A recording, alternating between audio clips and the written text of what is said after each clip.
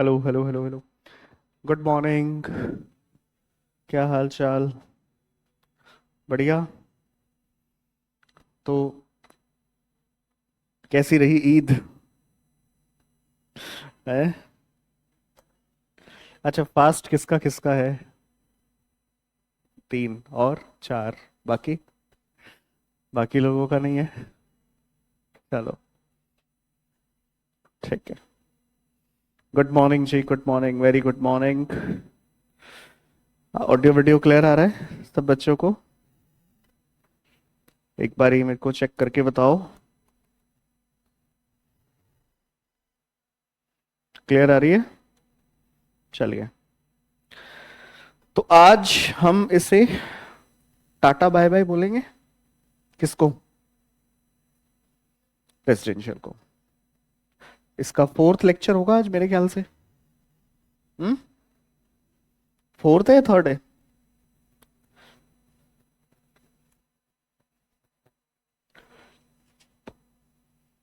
चलो।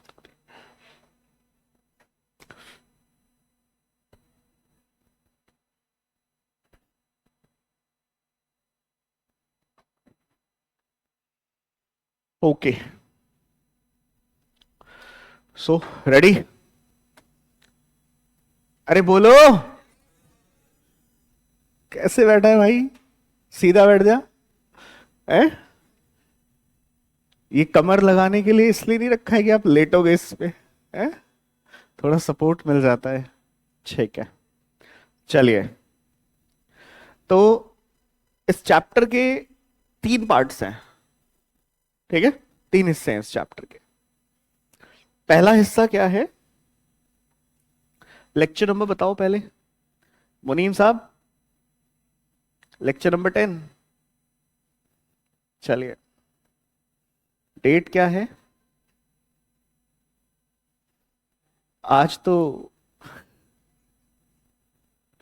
हाँ।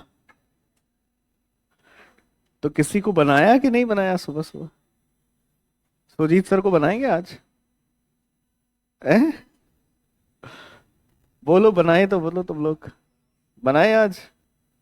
बनाते हैं आज। प्लान करते हैं कुछ बढ़िया। बनाते हैं।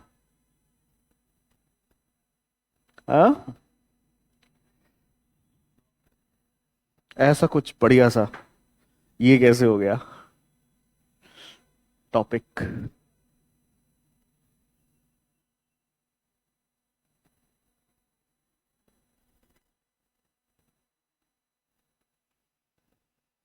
चलिए। तो मैंने आपको बोला कि हमारे इस चैप्टर के तीन हिस्से हैं। अच्छा, पेपर में जब कोई भी क्वेश्चन आएगा ना तो तीनों को मिला के आता है। ठीक है। और अपने को जैसे पढ़ना होता है तो तीनों को पहले अलग अलग पढ़ना होता है और फिर उसे कंबाइंडली प्रैक्टिस करना होता है। तो आज हम लोग प्रैक्टिस भी करेंगे और इसे आज खत्म भी करेंगे। तो जैसे कि दो पार्ट्स हम खत्म कर चुके हैं, इसके एक लास्ट पार्ट बचा है। ठीक है। तो मैं समझाता हूं पहले। तो तीसरा पार्ट कौन सा है पहले वो समझते हैं। फिर ये समझते हैं तीसरा पार्ट है क्यों। है ना? और फिर ये समझेंगे तीसरे पार्ट में क्या है। ठीक है ना? आ जाओ। तो आपको लिखना नहीं है कुछ भी। सुनो मेरी बात एक बार। इस चैप्टर का हमने नाम क्या लिखा था एक बार बताओगे? सर हमने इसका नाम लिखा था रेजिडेंशियल स्टेटस फर्स्ट क्लास में एंड इंसिडेंस ऑफ टैक्स, यही पढ़ा था ना? और मैंने इसको आपको सिंप्लीफाई करके ऐसे दिया था कि बच्चों इसमें हम आज कुछ सिमेट्री बिगड़ी हुई है क्या इसकी? तो दोबारा शुरू करेंगे एक बारी ना, रोक के। सो एक पार्ट में तो हम क्या पढ़ते थे? बोलो। पार्ट वन में क्या पढ़ते थे? क्या पढ़ के आए हैं अभी हम? सब पार्ट वन में हम पढ़ के आए हैं determination of residential status. Okay. अच्छा, ये हम पार्ट वन में पढ़ के आए हैं। कल कुछ पढ़ा था घर पे? पढ़ाई करी थी कल? हाँ, ये जो आपको कभी कभी कुछ ऐसा एक दिन मिल जाता है ना कि भाई ठीक है, अभी कुछ लोग तो त्योहार मनाने में बिजी हैं, तो कुछ लोग पढ़ाई कर दो उतने टाइम में, है ना, तो कर लिया करो। जैसे कभी संडे मिल गया, है ना, हाँ कभी, एवरी संडे नहीं मिलेगा, अभी आपको पता है आपके टेस्ट शुरू हो जाएंगे तो संडे नहीं मिलेगा आपको। ठीक है, तो कभी आपको संडे मिल गया तो उसमें पढ़ाई कर ली, किसी का कोई बैकअप रह रहा है तो बैकअप कंप्लीट कर लिया। ठीक है। अच्छा, पार्ट टू क्या था, बताओगे थोड़ा? सेकंड पार्ट मैंने लास्ट लेक्चर में पढ़ाया था, देखते कौन बच्चा बता पाएगा। हाँ, यस, पूरा बोलो। Scope of total income. और अगर सेक्शन बता दोगे ना, भूला भटका, मजा आ जाएगा भाई साहब। यहां पे कौन सा सेक्शन था, यहां पे कौन सा था, 5। सर ये ऐसे ही याद हो जाते हैं, ठीक है, बात करते करते याद हो जाते हैं ये। अब आता है लास्ट सेक्शन इस चैप्टर का। तो ये दो बातें तो हमने कर ली थी, हमने डिटर्मिनेशन ऑफ रेजिडेंशियल स्टेटस भी कर लिया था, बोलो, और कोई पर्सन छोड़ा तो नहीं था, हमने सारे पर्सन्स को कवर कर लिया था। एंड इंपॉर्टेंट बात है, स्कोप ऑफ टोटल इनकम का फॉर्मेट भी उठा लिया था, उठा लिया था ना, किसके केस में इंडियन इनकम को टैक्स करेंगे, किसके केस में फॉरेन इनकम को टैक्स करेंगे, ये हमने लास्ट लेक्चर में देख लिया था। फाइन, आज हम बात कर रहे हैं तीसरे पार्ट पे इस चैप्टर के, और तीसरा पार्ट बड़ा इंपॉर्टेंट है। क्या कहता है तीसरा पार्ट ना, कुछ ऐसी सिचुएशंस को अज्यूम करता है जिसमें एक बाहर बैठे हुए पर्सन की इनकम को इंडिया में डीम्ड टू अक्रू और अराइज माना जाता है। तो ये कैसा सिचुएशन है सर? बाहर एक नॉन रेजिडेंट बैठा हुआ है, बाहर कौन बैठा हुआ है? अच्छा, ये नॉन रेजिडेंट इंडिया के बाहर बैठा हुआ है। For example mister A is a non resident, ठीक है, और इसकी कोई इनकम है, इसकी कोई इनकम है, और गवर्नमेंट ऑफ इंडिया उस इनकम को इंडिया में डीम्ड टू अक्रू और अराइज मानती है। दो इंपॉर्टेंट बातें, आप में से कितने बच्चों को अक्रू का मतलब पता है? अक्रू, ये वर्ड सुना आपने पहले कभी? कहां पे सुना है? अकाउंटिंग में सुना है ना? क्या मतलब होता है इसका? Earned but not received. शाबाश, वेरी गुड। इसको थोड़ा लॉ के लैंग्वेज में समझे, इस अर्न्ड बट नॉट रिसीव्ड को लॉ की लैंग्वेज में समझे। लॉ की लैंग्वेज में इसका मतलब होता है वो इनकम जिस पे आपका लीगल राइट आ गया है रिसीव करने का। मतलब it is that type of income जिसमें आप सामने वाली पार्टी को लीगली बाउंड कर सकते हो पेमेंट करने के लिए। इन दैट केस हम बोलते हैं इनकम अक्रूड और accrued income. It means that income in the phase of accrual. अब वो इनकम क्या होगी? ड्यू होगी, और ड्यू होने के बाद आपको क्या होगी? रिसीव होगी, है ना? तो अक्रूवल का मतलब हो गया इनकम का एक्यूमुलेशन। आराम आराम से सोचना मैं क्या बोल रहा हूं, इनकम का एक्यूमुलेशन। तो कोई भी इनकम पहले एक्यूमुलेट होती होगी कि नहीं होती होगी? सर एग्जांपल देना। आपने एज एन एनआरआई इंडिया के किसी बैंक में एफडी कराई 5 लाख रुपए की, तो क्या आप बैंक को 5 लाख रुपए देते ही उससे इंटरेस्ट मांग लोगे या थोड़ा वेट करोगे? इनकम को अक्रू होने दोगे, इनकम को एक्यूमुलेट होने दोगे, हाँ या ना? उसके बाद आप बैंक से इंटरेस्ट डिमांड कर सकते हैं, बोलो ना। तो ये तो हो गया अक्रूवल। मैं वर्ड क्या यूज कर रहा हूं? एक नॉन रेजिडेंट की इनकम इंडिया में गवर्नमेंट ने क्या मान ली है? अक्रू और अराइज। क्या मान ली? अक्रू और अराइज। तो क्या मैं अराइज को अक्रू का सब्स्टिट्यूट वर्ड बोल सकता हूं? ऐसा नहीं है। अराइज क्या होता है? देखो, ये दो वर्ड्स पे अगर हम बहुत डिटेल में चर्चा करें तो कोई अंत नहीं है, आज का पूरा दिन खत्म हो जाएगा, ठीक है? मतलब कोर्ट्स में जब इस पे डिबेट होती है ना, तो कोर्ट कमेंट्री में इस पे हो सकता है शायद मैं अगर कम बताऊं तो शायद 30 पेजेस लिखे होंगे 2 शब्दों के लिए। 30 पेजेस आर देयर। बट अभी क्या सीए इंटरमीडिएट में 30 पेजेस का रेफरेंस तो नहीं दे सकते, 30 पेजेस की समरी सुना सकता हूं मैं आपको। क्या सीए फाइनल में पढ़ेंगे? क्या नहीं पढ़ेंगे? आप तभी पढ़ोगे जब आप कभी इनकम टैक्स का प्रैक्टिस करोगे, and you will get the client जो इस वाली सिचुएशन में फंसेगा, तो you will get to know यार मतलब क्या है। हाँ या ना? सो मैंने पढ़ा हुआ है तो मैं आपको उसकी समरी बता देता हूं क्या है। अक्रूवल में टाइम को इंपॉर्टेंस दिया जाता है, लेकिन अराइज में टाइम को इंपॉर्टेंस नहीं देते हैं। सार है, भूलना चाहो तो भूल सकते हो। आपको तो एक बात याद रखनी है, that there are certain income जिनको हम इंडिया में डीम्ड टू अक्रू और अराइज मानते हैं। अराइज का मतलब क्या होता है? What do you mean by arise? Arise मतलब प्रकट होना, कोई एक इनकम जो आप कोई एक्टिविटी कर रहे थे और उस एक्टिविटी से एक इनकम अराइज हो गई। अक्रूवल और अराइजल में डिफरेंस समझ में आता है? अराइजल ओवर अ नाइट भी हो सकता है। फॉर एग्जाम्पल, आपके पास कुछ शेयर्स थे या आपके पास नहीं थे, आपके फादर के पास थे, आपके फादर ने आपको गिफ्ट कर दिए, अब वो आपके पास आ गए और आपने उन्हें बेच दिया। द मोमेंट आपने उन्हें सेल किया तो देयर इज एन इनकम जो क्या हुई? अराइज हुई।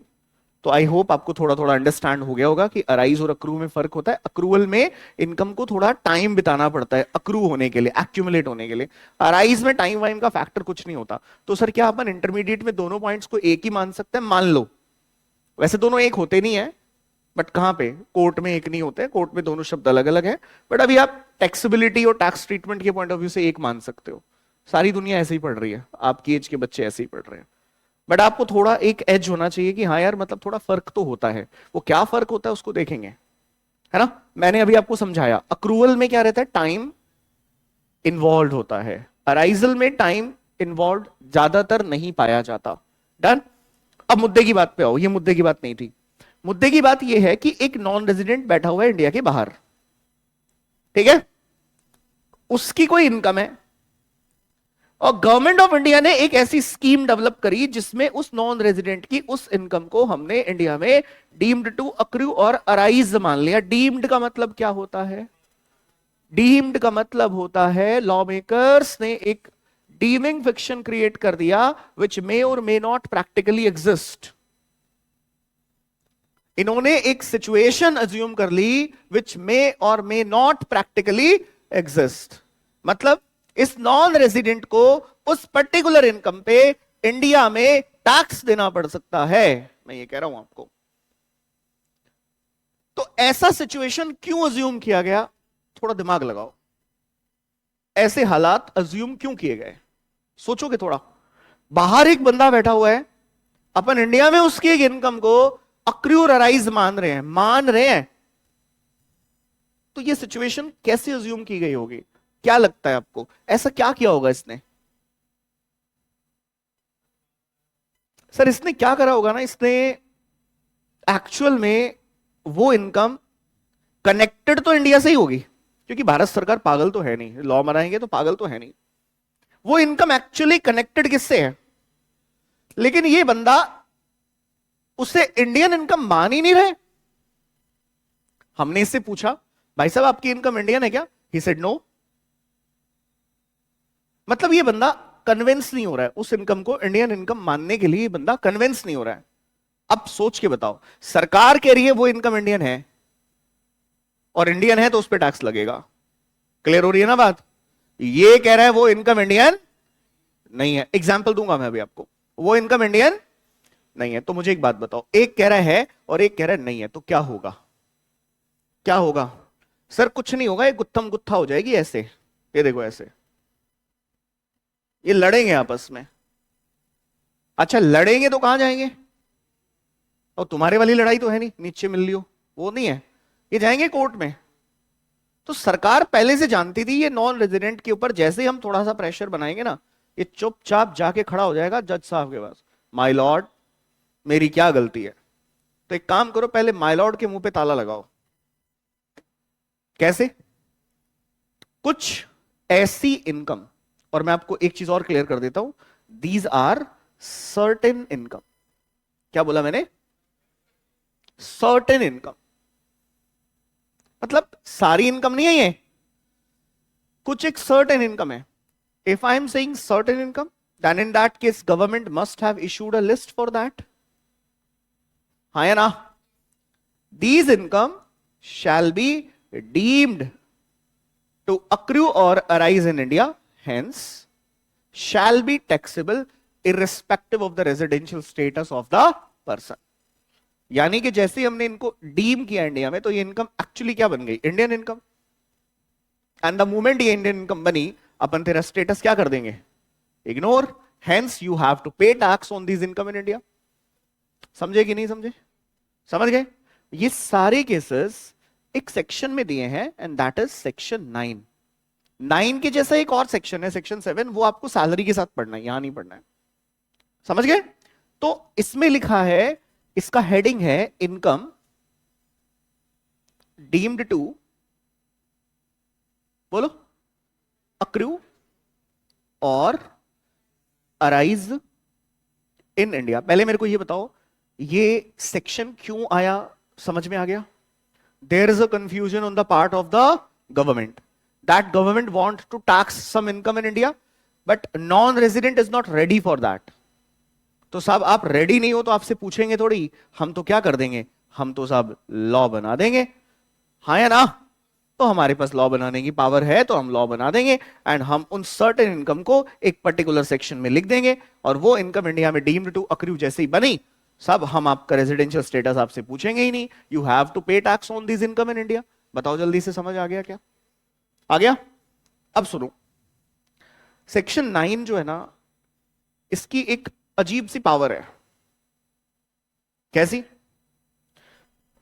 ये डोमिनेटिंग नेचर का सेक्शन है. किस नेचर का? डोमिनेटिंग नेचर का. कोई भी सेक्शन डोमिनेटिंग नेचर का होगा तो आपको उसकी पहचान करनी आनी चाहिए. डोमिनेटिंग नेचर का आदमी देखा आपने? रावण डोमिनेटिंग नेचर का आदमी था. एको हम भूतो न भविष्यति. अरे बोलो, तो ऐसा डोमिनेटिंग नेचर था ना उसका. बोलो, और किसका नेचर डोमिनेटिंग था? बोलो. होते हैं ना सोसाइटी में डोमिनेटिंग लोग, हमारे ग्रुप में भी होते हैं, तो डोमिनेट करते हैं. ओ मेरी सुन. सेक्शंस भी होते हैं ऐसे. सर कैसे पहचानेंगे? ये सेक्शंस की एक विचित्र पहचान होती है. ये शुरू होता है नॉट विद स्टैंडिंग से. कहां से शुरू होते हैं? Notwithstanding anything contained in any provision of this act. लो, क्या बोला मैंने? Notwithstanding anything contained in any provision of this act. पता है क्या मतलब हुआ इसका देसी लैंग्वेज में? भाड़ में जाए सारे सेक्शन. मेरी सुनो, मेरी सुनो. मतलब अब क्या क्या भाड़ में जाए? सेक्शन 5 बाहर निकलो, आपसे कुछ पूछना नहीं है हमें. सेक्शन 6 मतलब इग्नोर सेक्शन 6. सेक्शन 6 क्या बताता है? Residential status. छोड़ो, इग्नोर मारो. 5 क्या बताता है? Scope of total income. कहते हैं यार तुम्हें किसी को देखने की जरूरत ही नहीं है, अगर ये सेक्शन लागू हो गया तो वो इनकम इंडिया में क्या होगी? बताओ मजा आया कि नहीं आया? तो सर्टेन इनकम्स. अब ये सर्टेन इनकम कौन सी है? ये लिस्ट हमें पढ़नी है. ये एक लिस्ट है जो हमें पढ़नी है. द मोमेंट ये लिस्ट खत्म होगी, आपका चैप्टर खत्म हो जाएगा. क्लियर? समझ में आ गई क्या मेरी बात आपको? अब क्या क्या समझ में आया उसकी एक समरी बनाओ. सर एक नॉन रेजिडेंट है, उसकी कुछ इनकम है. एक नॉन रेजिडेंट की इनकम हो सकती है, आपने जैसे कि अभी देखा थोड़ी देर पहले, एक नॉन रेजिडेंट की 2 तरह की इनकम हो सकती है कि नहीं हो सकती है? आओ जरा ऊपर. आपने लास्ट लेक्चर में मेरे साथ पढ़ा था ना. ये ऐसे ऐसे इतना इतना जूम इन कैसे हो रखा है? ये क्या क्या करा है तुमने इसमें? 195 पे चला रखा है इसको. बताओ है? किधर है? यही तो था लास्ट लेक्चर की समरी, यही तो थी हमारी. अरे बड़ी इंपॉर्टेंट समरी है ये. दिख रही है कि नहीं दिख रही है? अच्छा सुनो मेरी बात. सर इसको वापस से पूरा पढ़ना है क्या? ना ना, सिर्फ इसको पढ़ना है. सेक्शन 9 का इफेक्ट सिर्फ किस पे है? नॉन रेजिडेंट पे है. सेक्शन 9 का इफेक्ट सिर्फ किस पे है? अब 9 का इफेक्ट क्या है वो सुनो. सेक्शन 9 क्या कहता है सुनो। एक फॉरेन इनकम है, अपने को कोई मतलब नहीं है उस फॉरेन इनकम से, बोलो हाँ या ना। हमें उस फॉरेन इनकम से कोई मतलब नहीं है, लेकिन फॉरेन इनकम अगर आप सिर्फ दिखाने के लिए बना के रखा है अपने, और वो इनकम एक्चुअली पीछे से कौन सी इनकम है, इंडियन, तो इन दैट केस हम उस इनकम को सेक्शन 9 में लिख देंगे। द मोमेंट वो इनकम सेक्शन 9 में लिखी गई, वो इनकम अब फॉरेन नहीं रही। जिसको तू फॉरेन दिखाने की कोशिश कर रहा था ना, वो अब इनकम फॉरेन नहीं रही, वो एक्चुअली हमने किस में कन्वर्ट कर दी। द मोमेंट वो इनकम इंडियन इनकम में कन्वर्ट हुई, वो इनकम इंडिया में क्या हो जाएगी। अब ये बताओ, ये समझ आई क्या तुम्हें बात, आ गई क्या? मेरे को ये बताओ, ये बात दिमाग में बैठ गई क्या मैंने क्या बोला है?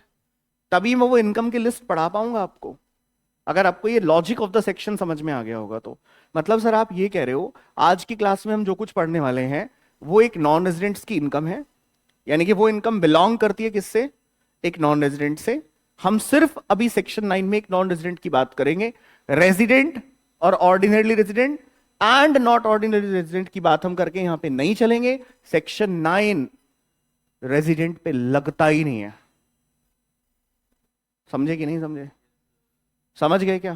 क्योंकि 9 तो भैया किस पे लगता है, क्यों लगता है, क्योंकि वो ज्यादा अकलमंद बन रहा था। वो इंडियन इनकम को फॉरेन इनकम का ब्लैंकेट डाल के ना, इंडियन इनकम के ऊपर फॉरेन इनकम का ब्लैंकेट डाल के दिखा रहा था। बोले जी ये इनकम तो मेरी कौन सी इनकम है, गवर्नमेंट ने वो ब्लैंकेट ऐसे ऐसे ऐसे फेंक दे निकाल के, दिखा गया इसके अंदर। अब द मोमेंट उसने ब्लैंकेट हटाया भाई साहब, तो वहां समझ में आया, अरे यार ये तो समझदार आदमी है यार, पकड़ो इसको। तो वो सेक्शन 9 में वो लिस्ट डाल दी, कितने इनकम की, 8 इनकम की। कितने? 8 पॉइंट्स हैं।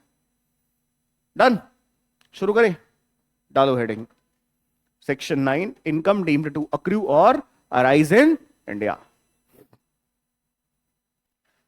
इनकम डीम्ड टू अक्रू और arise in India.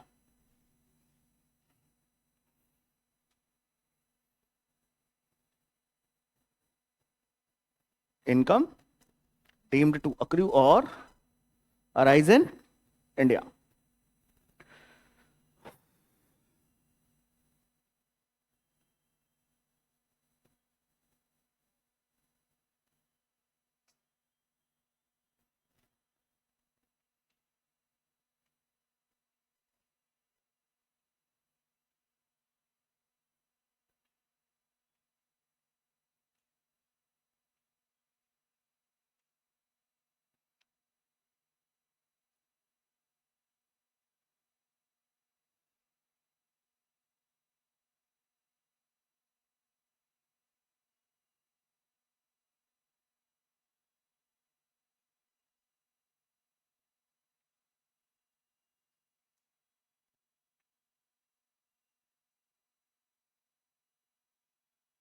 Income deemed to accrue और अराइज इन इंडिया।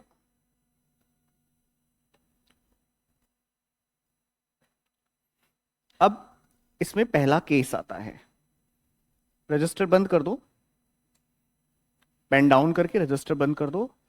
जब आपको पूरी तरह से ये केस समझ में आ जाएगा, फिर आप इसको रजिस्टर में अपने हाथ से लिखना, कॉपी मत करना, ठीक है?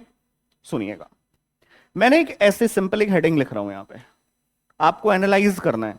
हेडिंग लिखते लिखते भी कुछ बच्चों को समझ में आ जाएगा, हाँ यार ठीक तो है, बट एनालिसिस पूरा करेंगे।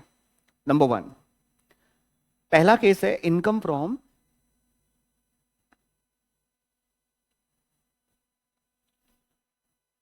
एनी प्रॉपर्टी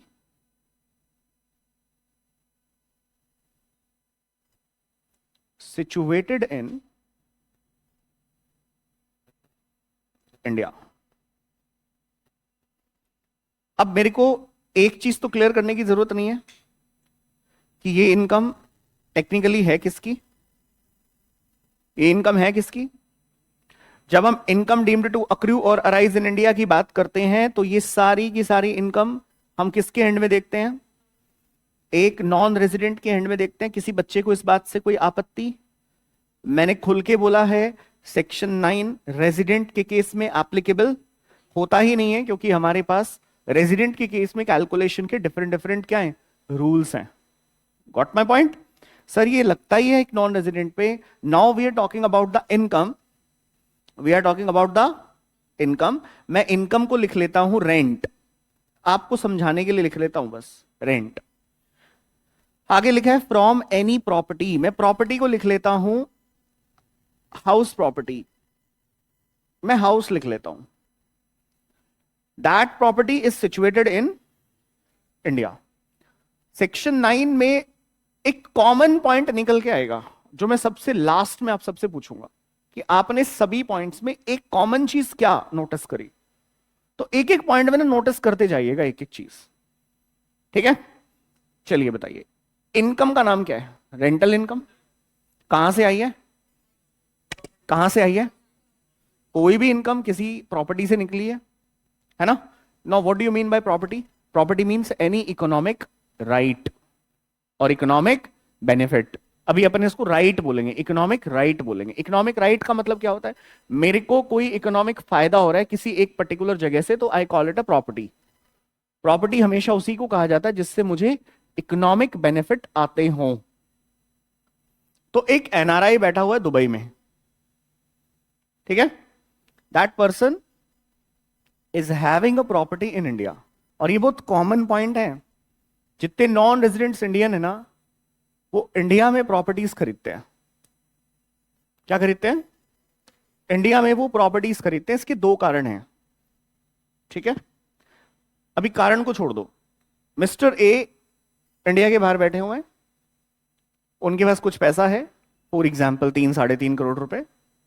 उन्होंने वो 3-3.5 करोड़ रुपए इंडिया में एक हाउस प्रॉपर्टी में लगा दिया।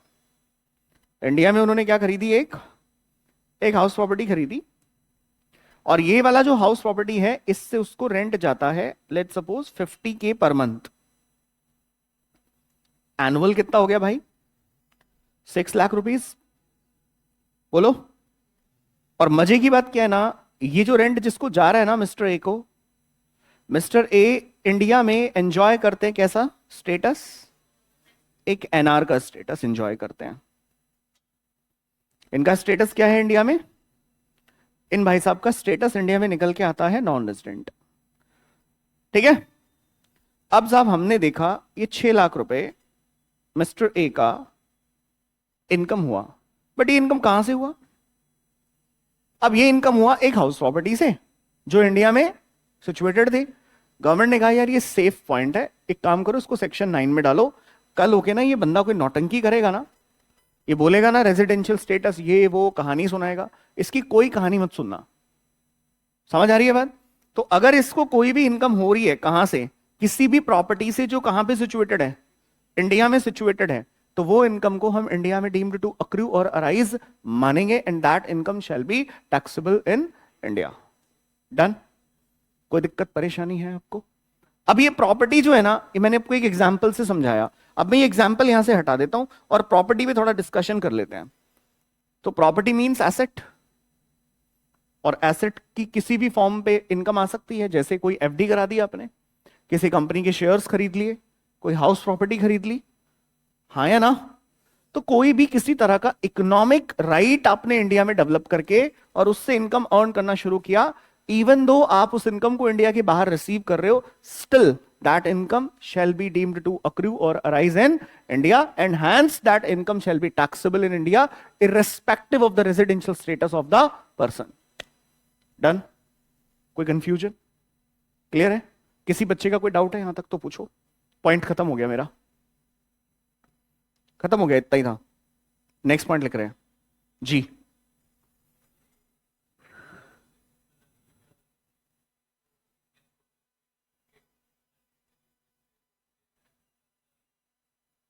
थोड़ा खड़े हो जाओगे आप बहुत बढ़िया बात पूछ रहे हो इसलिए खड़ा किया आपको।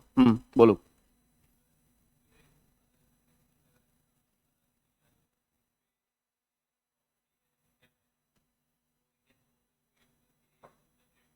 Very good. ये क्यूरियोसिटी आखिरी क्लास तक बनी रहनी चाहिए। सुनो भाई, इसका इसका आंसर सुनो, इसने इससे सवाल बहुत बढ़िया पूछा है। क्या जरूरत है खाम खामे लॉ बढ़ा रहे हो? दिख तो रहा है साफ साफ। दिख तो रहा है लेकिन लॉ में नहीं लिखा। द मोमेंट मैं नॉन रेजिडेंट के पास जाऊंगा ना, प्रभु ये इनकम आपने इंडियन सोर्सेस से कमाई है, ये इनकम आपने इंडियन सोर्सेस से कमाई है, बिकॉज अभी आपको ये नहीं पता कि लॉ में ये भी लिखा है कि इंडियन सोर्सेस का मतलब क्या है, बताना पड़ेगा ना। अब वो बोलेगा बताओ कहां लिखा है, बोलेगा ना कि साहब मैं इस पे टैक्स तो दे दूंगा लेकिन आपके लॉ में लिखा है ऐसा, तो हम कहेंगे लिखने की क्या जरूरत है, ये तो बाय डिफॉल्ट है। तो वो कहेगा बाय डिफॉल्ट तो ये भी है कि ये इनकम इंडियन है ही नहीं। हाँ या ना, डिस्प्यूट होगा कि नहीं होगा। तो गवर्नमेंट ने क्या करा, मैंने एक वर्ड बोला था, ताकि कोर्ट में ना जाए, ऑप्शन ही मत छोड़ो उसके पास, लिख के रख दो। द मोमेंट हमने लिख के रखा तो वो कुछ कर ही नहीं सकता, लिटिगेशन खत्म हो जाएगा ना, इसलिए लॉ में लिखा। ठीक है, at the end of the class I will tell you कि इंडियन इनकम का क्या मतलब है।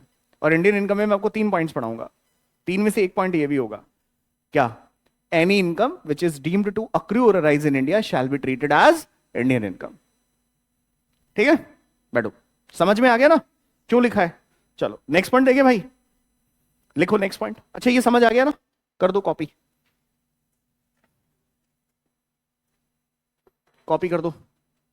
अच्छा इस पे ना मेरे को एक एग्जाम बाइट करवाना है आपको, तो एक बार लिख लो फिर करवाता हूं, क्योंकि अब एग्जामिनर परेशान तो करेगा ना किसी तरीके से, तो वो इसमें तुम्हें परेशान कहां पे करता है मैं बताता हूं आपको।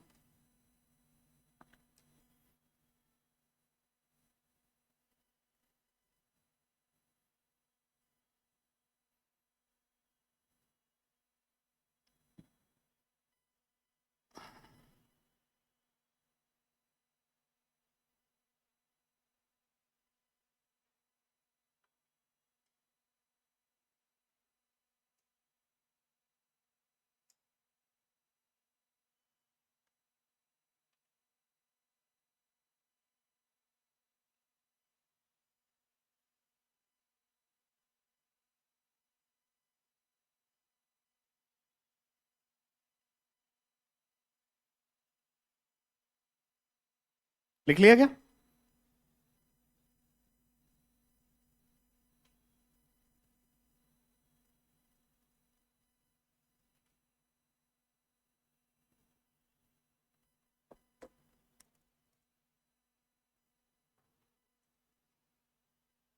बढ़े आगे, अब सुनिएगा, एक प्रॉब्लम आएगी। प्रॉब्लम आपको रेजिडेंशियल स्टेटस के क्वेश्चंस सॉल्व करते हुए आ सकती है, इसलिए मैं जो बता रहा हूं वो सिर्फ रेजिडेंशियल स्टेटस तक सीमित है। द मोमेंट हमने वो चैप्टर पढ़ा वो प्रॉब्लम हमेशा के लिए खत्म हो जाएगी। ठीक है, बट क्योंकि अभी है ना, अभी 2 दिन आपको रेजिडेंशियल स्टेटस के क्वेश्चंस प्रैक्टिस करने हैं घर पे, तो आप वहां पे एक कॉमन चीज को नोटिस करते जाओगे। क्या, मैंने यहां पे एक एग्जाम्पल लिया था और मैंने आपको कहा था इनकम का मतलब एक रेंटल इनकम ले ली थी मैंने, और प्रॉपर्टी का मतलब मैंने ले लिया था क्या, हाउस प्रॉपर्टी। बोलो, अब हाउस प्रॉपर्टी से रेंट आया लेट्स सपोज 6 लाख, और हमने उस 6 लाख रुपए को एक एनआर के टोटल इनकम में ऐड कर दिया, होना ही चाहिए था। बोलो, एक बात बताओ, क्या ये इनकम ग्रोस है या नेट है, सोच के बताओ। Sir what is the difference between gross and net? Gross मतलब without deduction of any expense. तो जिस प्रॉपर्टी से रेंटल इनकम आई है उस प्रॉपर्टी के कुछ एक्सपेंस भी तो रहे होंगे कि नहीं रहे होंगे, लॉ में रहे होंगे ना। तो आप इसे ग्रोस में जोड़ेंगे कि नेट में जोड़ेंगे, मतलब कोई भी इनकम को जब आप टैक्स करोगे तो कोई ना कोई हेड में तो टैक्स करोगे ना। शुरुआती लेक्चर्स में बोला था ना कि कोई भी सोर्स अगर आएगा तो वो किसी ना किसी कहां जाएगा, हेड में जाएगा। और हेड में जाएगा मतलब कोई भी सोर्स अगर आ रहा है तो वो किसी ना किसी हेड में तो फॉल करेगा। अभी कोई हेड में फॉल करेगा तो उस पर्टिकुलर हेड के डिडक्शंस को माइनस करके तो आप उसका फाइनल आउटपुट निकालोगे। बोलो हाँ या ना, बोलो ना। तो मुझे बताओ, रेंटल फ्रॉम हाउस प्रॉपर्टी किधर जाएगा, income under head house property में जाएगा। आसान है। किधर जाएगा? Income under head house property में जाएगा। जब income under head house property में जाएगा ना ये, तो प्रॉब्लम क्या आएगी आप समझिए। प्रॉब्लम ये आएगी कि साहब अपन इसमें से बाहर कितना ऐड करें, क्योंकि इनकम फ्रॉम हाउस प्रॉपर्टी में एक सेक्शन आएगा, सेक्शन 24 क्लॉज ए, हम पढ़ेंगे उसको, सेक्शन 24 क्लॉज ए। वो कहता है कि जब आप कोई भी इनकम को बाहर निकालेंगे ना, तो उस इनकम में 30% का क्या कर दीजिएगा? डिडक्शन। क्या कर दीजिएगा? डिडक्शन दे दीजिएगा। तो 6 लाख का 30% कितना होता है साहब? 180। तो बाहर कितना जाएगा? 420। क्लियर हो गया? तो वेनेवर जैसे भी आपको क्वेश्चन में दिखे रेंटल फ्रॉम हाउस प्रॉपर्टी, तो आपको अज्यूम करना है कि वो ग्रोस है और उसमें से 30% का डिडक्शन दिया जाएगा। बट अगर ऐसे लिखा हो income from house property, then in that case 30% adjust हो चुका है। आप एक नोट डाल के छोड़ देंगे, 30% डिडक्शन एडजस्ट हो चुकी है, अलग से आप उसमें ये काम नहीं करने वाले हो। समझ आ गई मेरी बात आपको? मैंने क्या बोला? रेंटल दिया होगा 30% माइनस कर देना, इनकम दी होगी 30% माइनस मत करना। क्यों करना है समझ में आ गया? अभी ज्यादा डिटेल में हाउस प्रॉपर्टी के अंदर पढ़ना है हमने इसको। डन? अरे बोलो, क्लियर होगी ना बात? चलो हटा देते हैं यहां से इसको और नेक्स्ट पॉइंट लिखते हैं। Next point is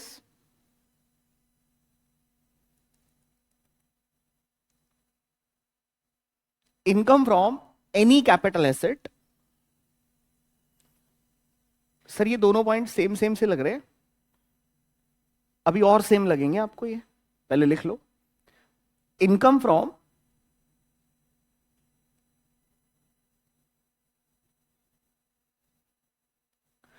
any capital asset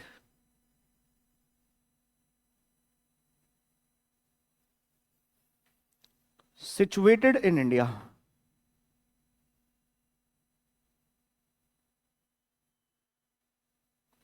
income from any capital asset situated in India। Sir property और कैपिटल एसेट सिर्फ ये एक फर्क दिखाई दे रहा है हमें इसमें, तो क्या दोनों में कोई फर्क होता है सच में? तो एक बार थोड़ा इनकम टैक्स के पॉइंट ऑफ व्यू से समझते हैं। हमारे लॉ में कहानी क्या है जरा वो समझो। हमारा जो इनकम टैक्स लॉ है ना, इसमें एक स्पेसिफिक हेड है, आपको नाम याद आ जाएगा, income under head capital gains. सुना है नाम आपने? मेरे मुंह से सुना है? बेसिक की क्लासेस में जब 5 हेड्स की इंट्रोडक्शन दे रहा था तो तब उस पर बात हुई थी थोड़ी सी। तो मैंने उस पर्टिकुलर हेड की रिस्पेक्ट में एक इंपॉर्टेंट बात बोली थी। मैंने ऐसा बोला था कि कैपिटल गेन के हेड में ना हम एक पर्टिकुलर इनकम को टैक्स करते हैं, जो इनकम हमें आई होती है by the appreciation in the value of capital asset. आया याद कुछ? तो कैपिटल एसेट की वैल्यू में एप्रिसिएशन ओवरनाइट तो नहीं होता है। सर एग्जांपल देना। मेरे पास एक जमीन है जो मैंने कल खरीदी है, फॉर एग्जांपल कल एक जमीन खरीदी है और वो मैंने 20 लाख की खरीदी है, एग्जांपल ऐसे ले लो आप। 20 लाख की मैंने वो लैंड परचेज करी है। कितने लैक्स की? 20 लाख की लैंड मैंने परचेज करी है। ओके, अब 20 लाख की जमीन मैंने बाय करी। 20 लाख की इस पर्टिकुलर लैंड के ऊपर मैं आज इसे बेचने जा रहा हूं, मेरा मन बदल गया और मैं इसे आज सेल करना चाहता हूं। कल खरीदी है, कल क्या था सर? कल थी 31 मार्च 2025, आज है 1 अप्रैल 2025। एक समझदार बच्चा ये भी कह सकता है कि ये तो पिछला फाइनेंशियल ईयर था, ये अगला फाइनेंशियल ईयर है। हो तो गया टाइम का डिफरेंस, बावड़े हो गए हो क्या यार तुम लोग? प्रैक्टिकली सोचो, रातों रात इसकी वैल्यू एप्रिशिएट हो सकती है क्या? जरा बताना मुझे। जनरली इसकी वैल्यू एप्रिशिएट हो सकती है क्या? अरे बोलो। सर देखो प्रैक्टिकली तो नहीं हो सकती जब तक कोई ऐसा आदमी, जो वो एक मूवी थी ना, वो दीवार मूवी थी शायद, वो अमिताभ बच्चन उसमें कहता है कि तेरे को स्टेट इज बिल्डिंग का ना भाव लगाना नहीं आया, इस तू इसके 10-20 लाख एक्स्ट्रा मांगता ना, मैं दे देता तेरे को। वो पूछता है काहे को, कहता मेरी माँ ने इस ईंट में, इसमें ना बिल्डिंग में ईंटें ढोई थी।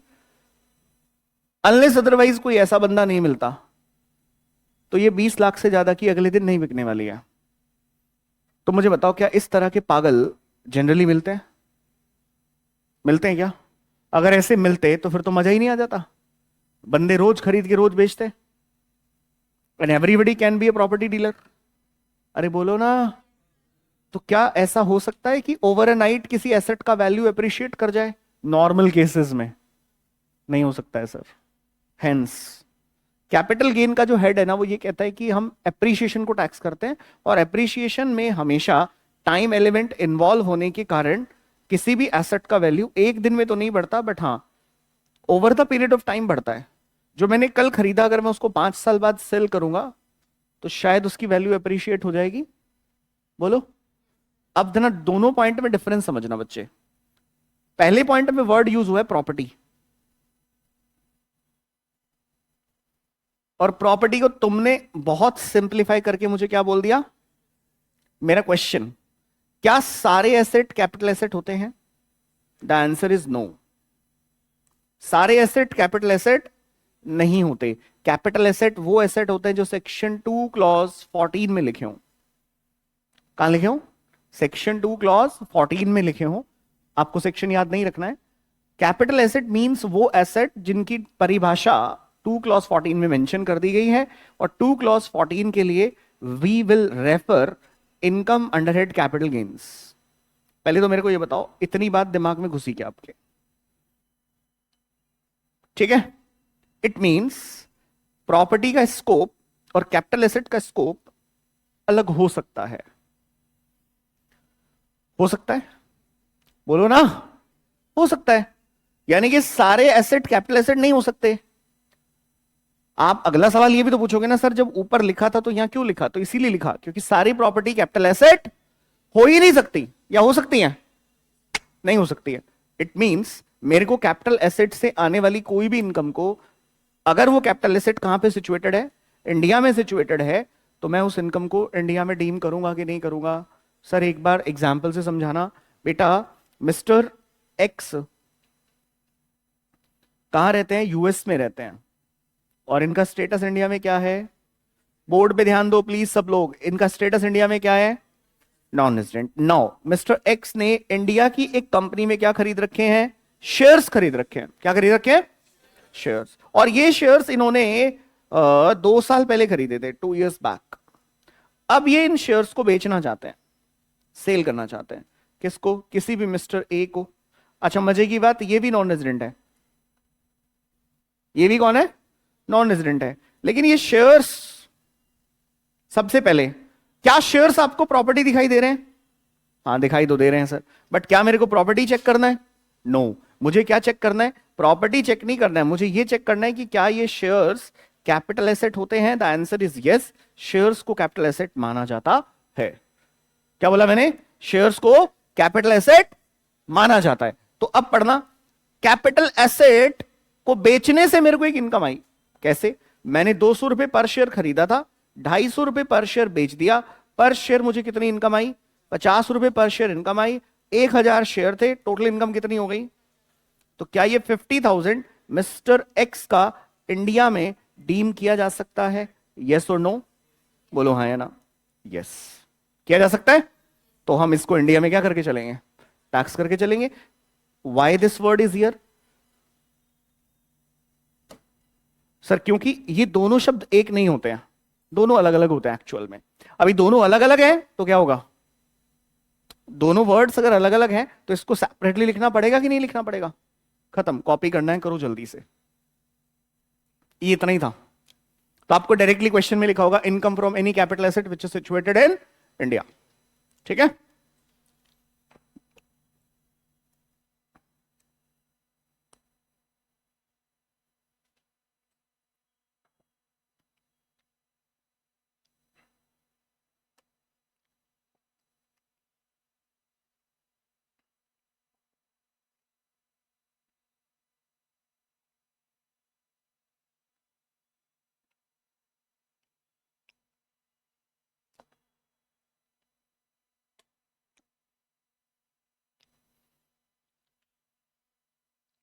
कॉपी हो गया क्या?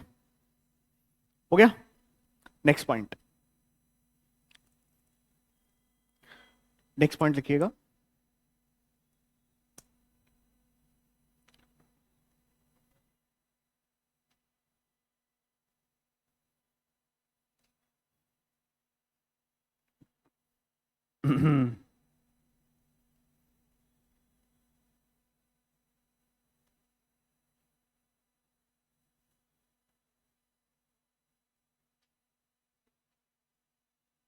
आप कॉपी कर लो तो बताना मेरे को ना।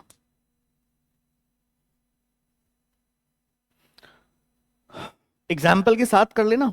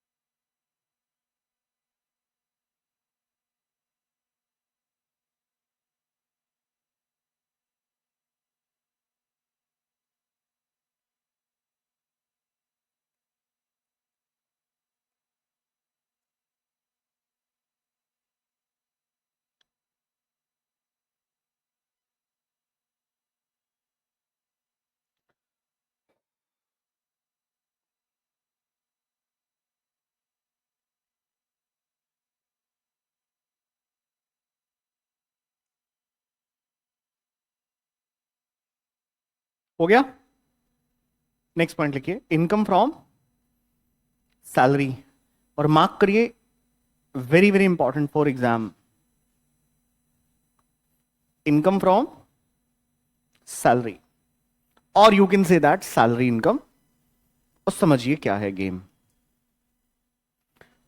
और एग्जाम में बहुत इंपॉर्टेंट है पॉइंट,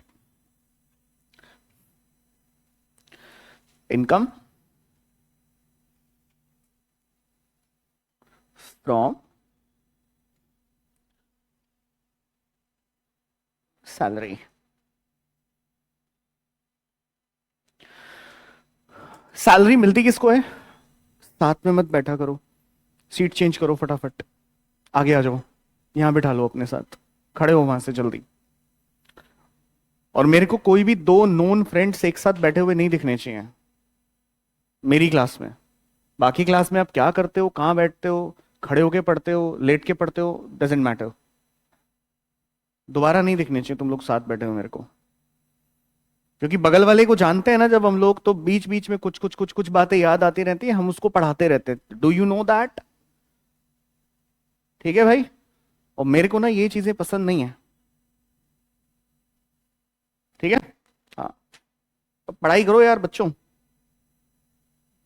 हाँ जी, सुनिएगा, वर्ड क्या है? Income from salary. तो सैलरी कैसे आता है, मतलब कैसे पता चलेगा सैलरी है, बताओ। एक होता है देने वाला, उसे क्या कहा जाता है? और एक होता है जिसको पैसा मिलता है, उसे क्या कहा जाता है? पेई। बचपन में पढ़ा होगा आप लोगों ने, कौन से चैप्टर में? बीओई में, बिल्स ऑफ एक्सचेंज में। एक होता है पेयर, एक होता है पेयर, उसे कहते हैं जो पैसा दे रहा होता है, और पेई उसे कहते हैं जिसको पैसा मिल रहा होता है। मेरा सवाल, जब भी आपको पैसा किसी को कोई सर्विस देके मिलता है, तो आप मुझे समझाने की कोशिश कर रहे हो कि सर उसे हम सैलरी में ले लेते हैं। ऐसा बिल्कुल नहीं है, ऐसा बिल्कुल भी नहीं है। हम भी अपने क्लाइंट्स को सर्विसेज देते हैं, और हमें हमारी सर्विसेज के बदले में ही पैसा मिलता है। आई बात समझ में? बोलो ना। अभी क्या हमारे क्लाइंट्स हमारे एम्प्लॉयर हैं? नहीं ना। क्या वो हमें सैलरी दे रहे हैं? नहीं। There is a difference between fee and salary. दो शब्दों में फर्क है। सैलरी भी सर्विस दे के मिलती है, और फीस भी सर्विस दे के ही मिलती है। बट डिफरेंस क्या है? जब देने वाला आपका एम्प्लॉयर कहलाए और लेने वाला एम्प्लॉई कहलाए, ऐसे सिचुएशन में जो कुछ भी एक एम्प्लॉयर अपने एम्प्लॉय को देता है उसे सैलरी का नाम दिया जाता है। और इस पे डिटेल में चर्चा आपका कौन सा चैप्टर करता है? Income under head salary. इस पे 20-25 मिनट डिस्कशन होगा कि कब एक पर्सन को किसी का एम्प्लॉयर या एम्प्लॉई माना जा सकता है। अभी रेलेवेंट नहीं है वो बातें, अभी तो हमें ये समझना है इनकम फ्रॉम सैलरी। एंड ये सैलरी इनकम है किसकी, जरा बताओगे आप मुझे? किसकी सैलरी इनकम है ये? एक एनआर की। किसकी सैलरी इनकम है? एक एनआर की। और हम उस सैलरी इनकम को इंडिया में डीम करने जा रहे हैं। तो एक सैलरी इनकम को इंडिया में डीम करने के पहले आप मुझे एक बात बताओ, जनरली ये कब माना जाता है या ये कैसे माना जाता है कि आपने सैलरी कहां पे कमाई? ये मोबाइल चला रहा है लड़का, देखना तू है, इसका फोन ले लो, मेरे को भेज दो, आगे दो। नहीं चला रहा पक्का? ठीक है, अभी मैं अपना तो नहीं दे सकता तेरे को क्योंकि तू पागल हो जाएगा। हाँ मतलब उस पे इतने कॉल्स बजते हैं ना, भयंकर। और अगर कॉल उठाने पे आ जाए तो फिर हो गया काम, फिर तो भारत का कल्याण हो गया। सुनिएगा, नहीं मैंने उसकी ना स्क्रीन उधर की तरफ कर दी है, तो कुछ पर्सनल आएगा भी तो मैं देखूंगा नहीं उसको। ठीक है, हाँ जी सुनिएगा। तो मैं क्या कह रहा हूं कि जनरली ये कैसे डिसाइड होता है कि आपने सैलरी इनकम को कहां पे कमाया? बताओ कहां पे कमाया?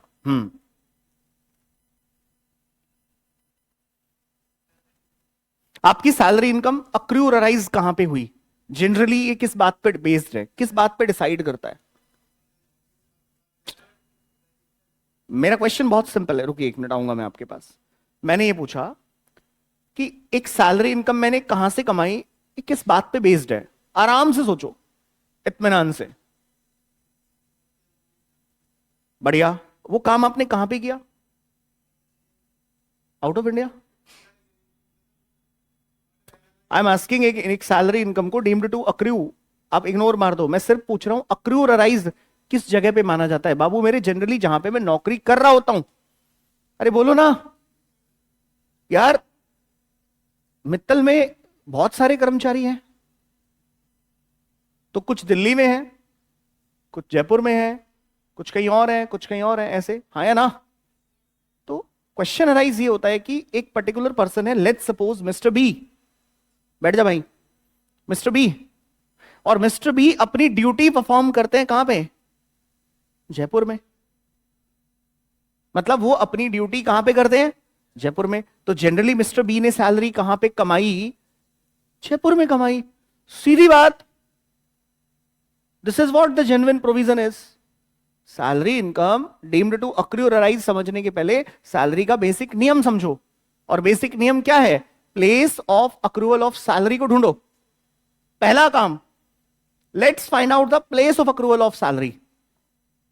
तो place of accrual of salary का मतलब हुआ जहां पे मैंने सर्विस रेंडर करी वही मेरा place of accrual of salary है। बोलो, अरे बोलो ना, जहां पे मैंने सर्विस रेंडर करी वही मेरा place of accrual of salary है। बात खत्म, कोई इस पे रॉकेट साइंस तो है नहीं, हाँ या ना? तो हम क्या ढूंढने जा रहे हैं? सैलरी इनकम को कब डीम टू अक्रू और अराइज इन इंडिया माना जाएगा? बोलो ना। तो लिखना शुरू करते हैं। तो पहला पॉइंट लिखते हैं इसमें, place of accrual of salary.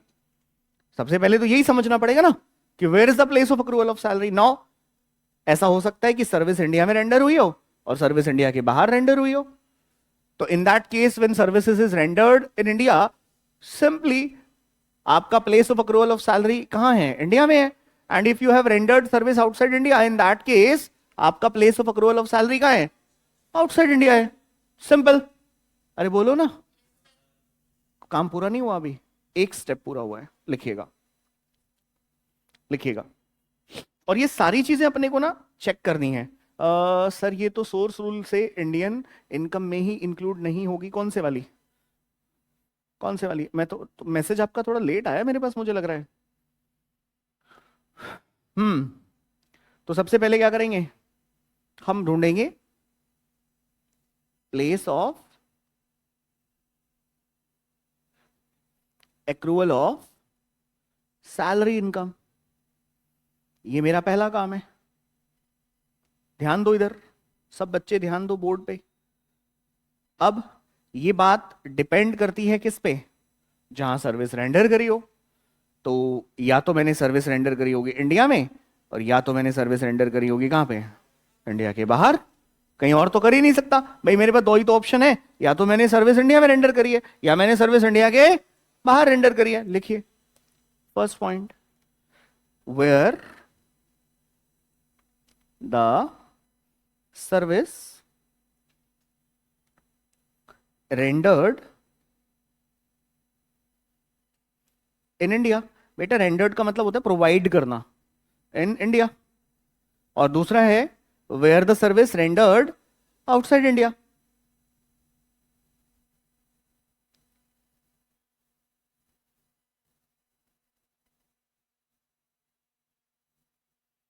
बोलो ठीक है ना?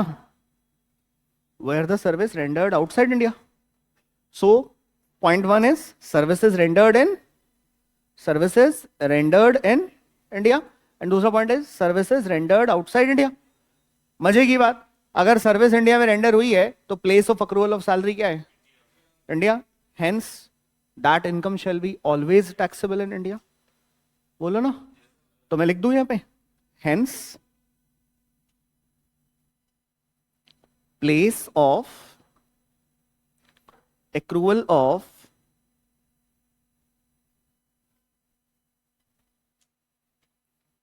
salary is in India. Place of accrual of salary is in India. Done. इसकी वजह से क्या हुआ? इसकी वजह से क्या हुआ? Income shall be always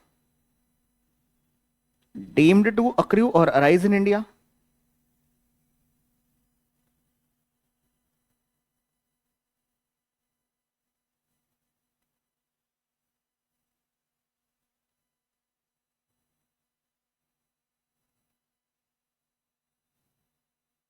It means taxable in all cases, चाहे आप रेजिडेंट हो या आप नॉन रेजिडेंट हो। बोलो फटाफट से। तो इसमें तो कोई कंफ्यूजन ही नहीं है, ये तो बिल्कुल क्लियर हो गया। सबको क्लियर हो गया? हाँ जी, आई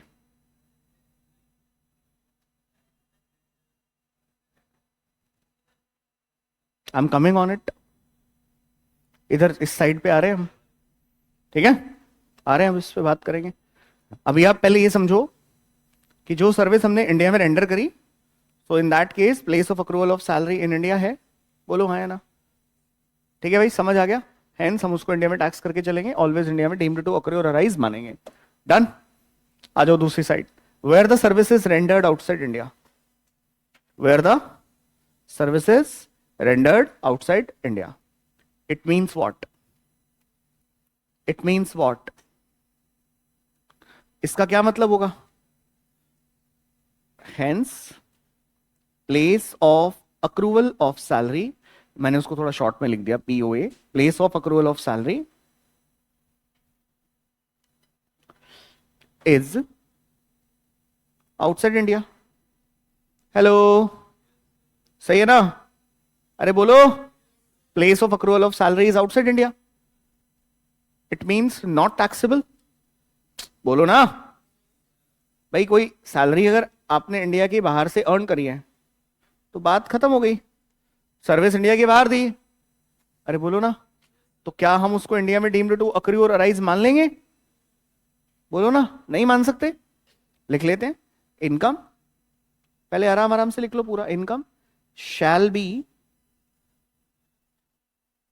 या मैं ऐसे लिख दूंगा, income shall not be deemed to accrue और अराइज इन इंडिया। पहले मेरे को ये बताओ, यहां तक आपको सबको ये बात समझ में आ गई क्या? मैंने इसमें कोई भी नई बात नहीं बोली। मैंने कहा अगर आपने सर्विस इंडिया में रेंडर करी तो your income shall be deemed to accrue और arise in India. If you have rendered services outside India, in that case your income shall not be deemed to accrue और arise in India. यहां तक कोई problem? Example से समझते हैं। Mister A अपनी service देते हैं दिल्ली में, और मिस्टर ए का रेजिडेंशियल स्टेटस है एनआर, और वो सर्विस कहां पे दे रहे हैं? सर्विस रेंडर कर रहे हैं कहां पे? दिल्ली में अपनी सर्विस रेंडर कर रहे हैं। ठीक है, मिस्टर ए दुबई में जाके बैठे हैं, दुबई में बैठ के वर्क फ्रॉम होम करते हैं। इंडिया में place of accrual of salary तब भी माना जाएगा in India, even though that person is not in India, अगर उसने अपनी सर्विस कहां पे रेंडर करी है। आया समझ में? क्लियर हो गया दोस्तों? अनदर एग्जाम्पल, सिमिलर केस है। मिस्टर ए नॉन रेजिडेंट है, उन्होंने अपनी सर्विस रेंडर करी है कहां पे? दुबई में। मेरा क्वेश्चन, एक एनआर दुबई में अपनी सर्विस रेंडर करते हैं, क्या उनकी सैलरी को इंडिया में डीम्ड टू अक्रू और अराइज माना जाएगा? मैंने अपनी सिस्टर का कई बार एग्जाम्पल दिया है। मेरी सिस्टर के हस्बैंड, हमारे जिया जी, वो न्यूजीलैंड की कंपनी में जॉब करते हैं और वहीं रहते हैं,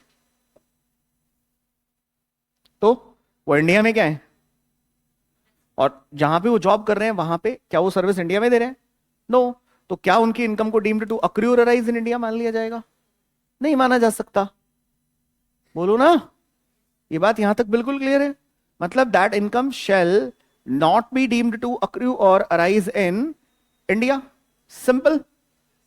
इस जनरल रूल की एक एक्सेप्शन है, इसकी यहां पे इधर लिख देना। ये कैसा रूल है? ये है जनरल रूल। इसकी एक एक्सेप्शन है, यानी कि एक एक्सेप्शन में, और एक्सेप्शन का मतलब क्या हुआ? सेम सिचुएशन है। एक पर्सन है जो एनआर है, ओके, सर्विस रेंडर करता है आउटसाइड इंडिया, बट उसको सैलरी देती है गवर्नमेंट ऑफ इंडिया।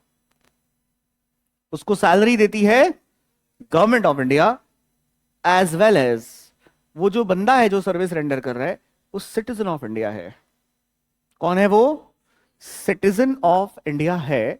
तो ऐसे सिचुएशन में उस बंदे का वो पर्टिकुलर इनकम इंडिया में डीम्ड टू अक्रू और अराइज माना जाता है। सर फिर से बोलो, क्या बोल रहे हो आप? फिर से सुनो मैंने क्या बोला। सिचुएशन अंडरस्टैंड करना एक बार बढ़िया से। एग्जाम्पल ले रहा हूं मैं मिस्टर ए का, और मिस्टर ए एक आईएफएस ऑफिसर हैं, इंडियन फॉरेन सर्विस में काम करते हैं।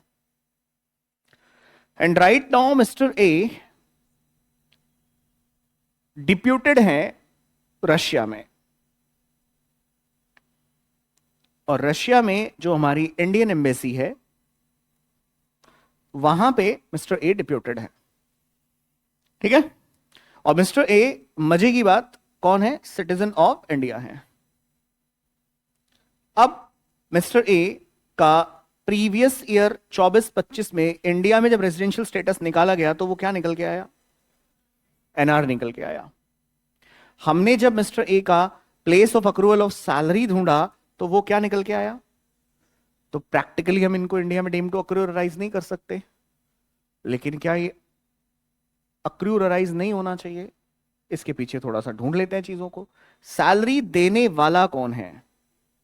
पकड़िएगा, पेयर को पकड़िएगा साहब। पेयर कौन है? Government of India. Sir government of India में कौन सी गवर्नमेंट ऑफ इंडिया का मतलब क्या है यहां पे?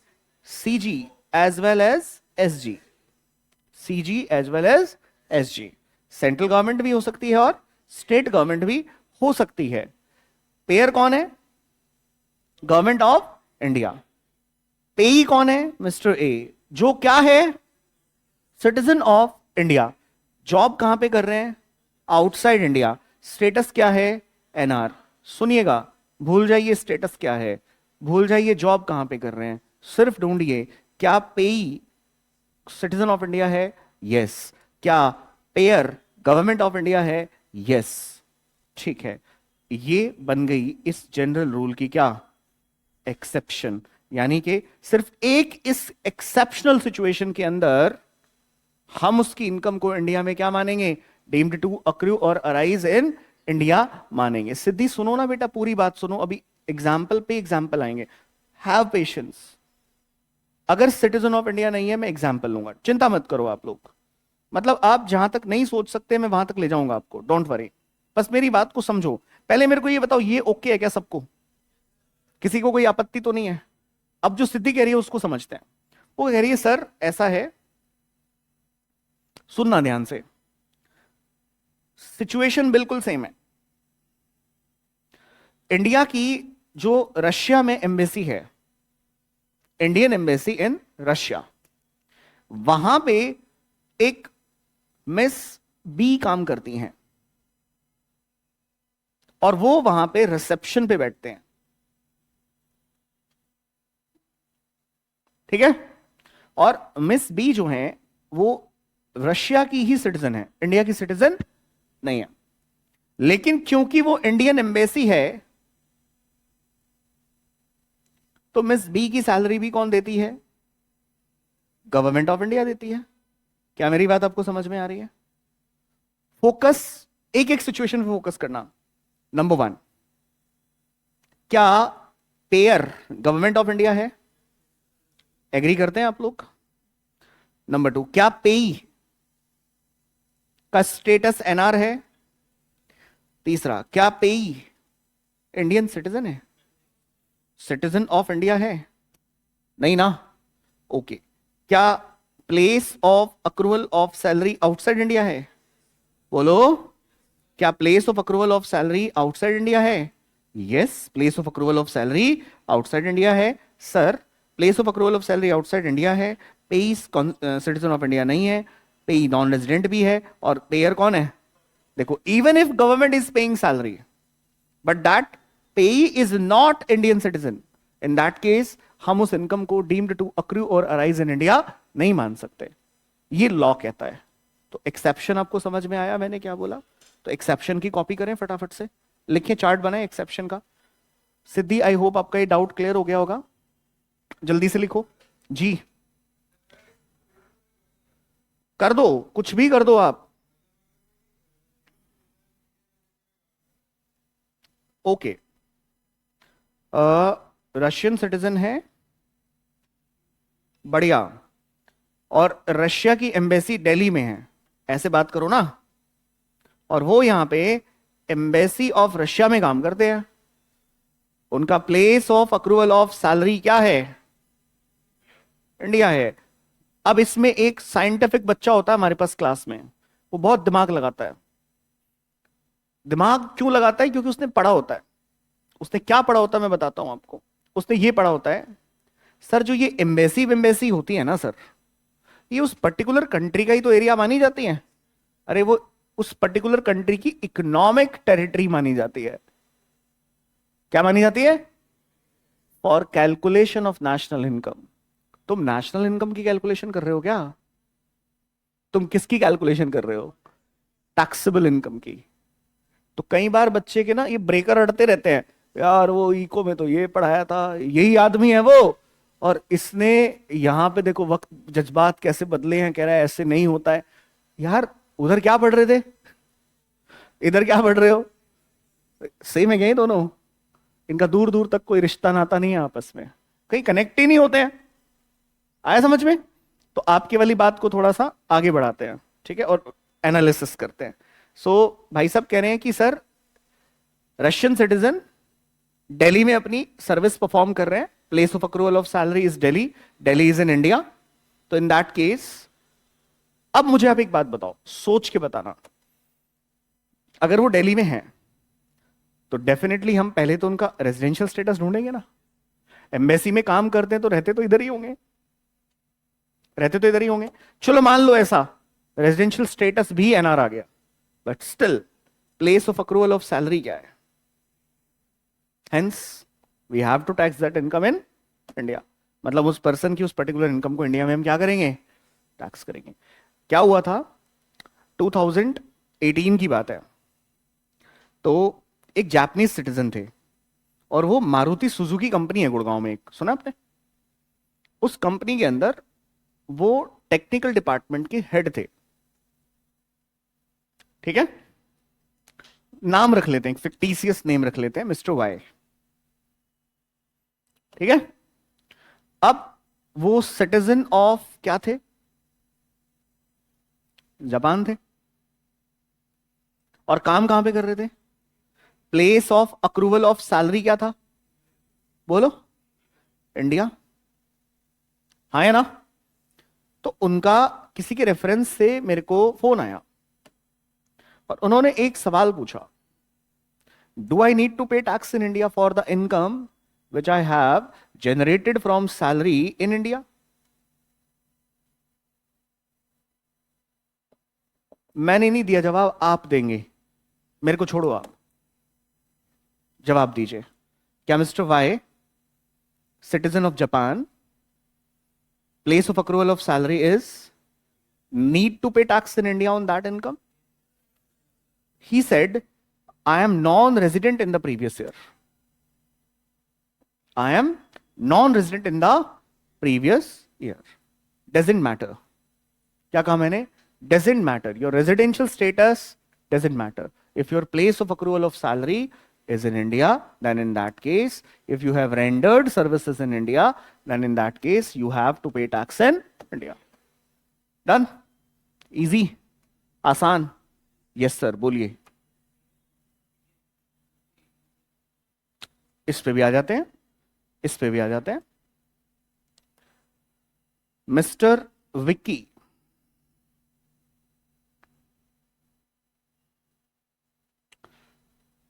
working in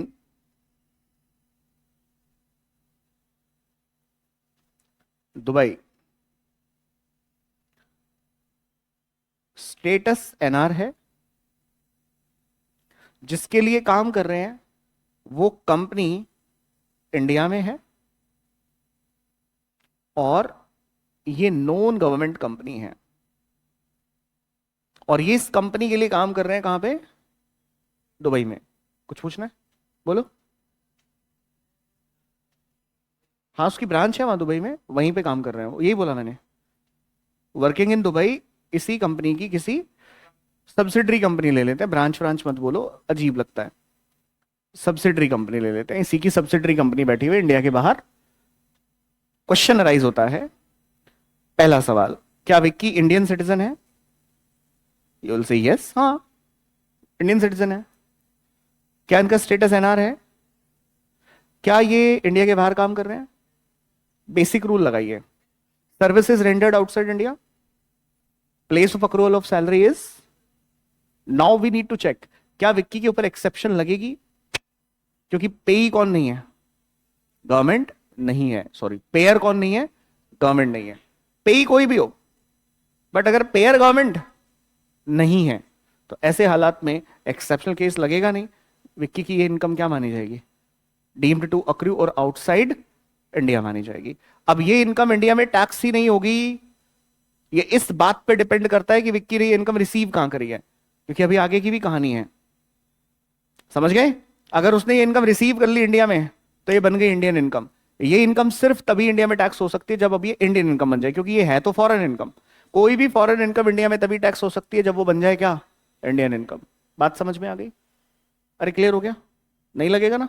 एक्सेप्शन बनाए फटाफट से, बोलो। पेपर में आता है पॉइंट, ध्यान रखना। आ जाओ। अरे कितना सारा लिख दिया यार हमने, हटाते हैं इसको।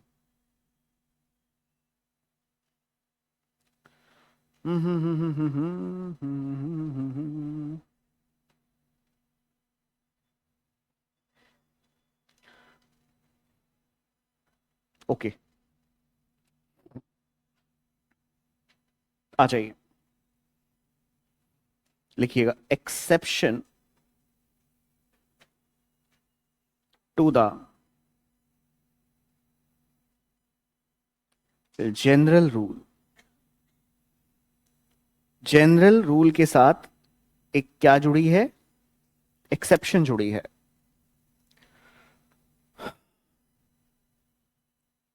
और एक्सेप्शन क्या है समझिएगा। एक्सेप्शन है पेयर, पेई चेक करना पड़ेगा आपको। बताओ पेयर को चेक करोगे या पेई को चेक करोगे? यस, पेयर को चेक करोगे, दोनों को नहीं करेंगे। ठीक है, पेयर कौन है? Government of. अब जैसे ये कंडीशन पूरी हुई, अब इसकी इंक्वायरी करते हैं। तू कौन है भाई? तू है इंडियन सिटीजन, बात खत्म। पेयर पेई को सैलरी दे रहा है,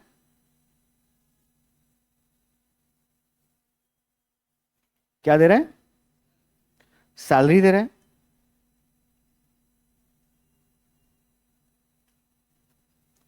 और पेई इंडियन सिटीजन है। मजे की बात पता है क्या है? मजे की बात है, place of accrual of salary outside India है। क्या है? इवन इफ, ये इनकम इंडिया में क्या मानी जाएगी? Income shall be deemed to accrue और अराइज इन इंडिया मानी जाएगी। बता दो, बात समझ आ गई कि नहीं आ गई? डन है? बोलो जल्दी से, डन?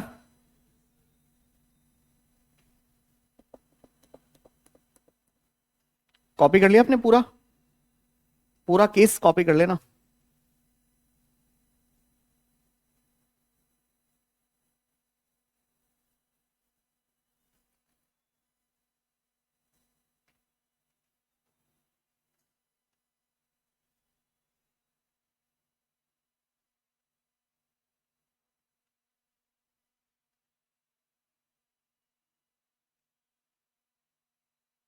डन साहब, पक्की बात है, हो गया यहां तक?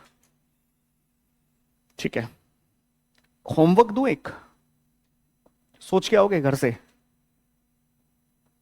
ठीक है, तो थोड़ा परेशान करता हूं तुम्हें। सुनो, इधर सुनो। एक ना मिस्टर ए है,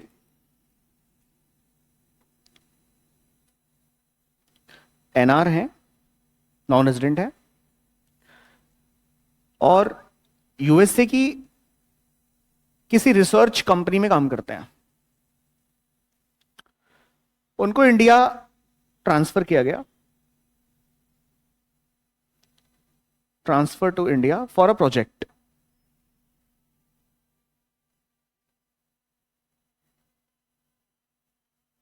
transfer to India for a project. एक प्रोजेक्ट था उत्तराखंड में, और वो प्रोजेक्ट 3 महीने का था। वो इंडिया आए, प्रोजेक्ट कंप्लीट किया, और 2 महीने यहीं से उस कंपनी के लिए काम किया, इंडिया से ही। ठीक है, उनका सैलरी था 10,000 पर मंथ। तो 2 महीने काम किया, 1 महीना कंपनी से लीव लेके यहां पे रहे, लीव ली कंपनी से और इंडिया में रहे। How much salary will be taxable in India? इस सोच के आना है आराम से नेक्स्ट क्लास तक कि उसका कितना सैलरी इंडिया में टैक्स होगा। क्वेश्चन आसान है, समझ आ गया आपको मैंने क्या बोला? मिस्टर ए एनआर है, नॉन रेजिडेंट है, इंडिया आते हैं, इंडिया आते हैं, फर्स्ट टाइम इंडिया आते हैं 3 महीने के लिए। किसी स्थिति में तुम उनको रेजिडेंट नहीं बना सकते, ठीक है, और मैं क्लियर करके चल रहा हूं कि वो एनआर है। इंडिया में ट्रांसफर हुआ, कंपनी यूएस की है, प्रोजेक्ट इंडिया में उत्तराखंड में लगा हुआ है। 3 महीने उन्होंने उस प्रोजेक्ट के लिए काम किया, 2 महीने उत्तराखंड में ही रुके, जाने का मन नहीं था, यहीं से काम किया। और 1 महीना तो काम भी नहीं किया, छुट्टी पे रहे वहीं पे, इंडिया में रुके। तो इंडिया में कितनी इनकम उनकी टैक्स करेंगे, ये आराम से दिमाग लगा के आना, अगली क्लास में सोच के आना, बताना मेरे को आप कितनी इनकम को इंडिया में डीम्ड टू अक्रू और अराइज मानोगे। कौन ना, इंडियन सिटीजन नहीं है, इंडियन सिटीजन नहीं है, यूएस का ही सिटीजन है।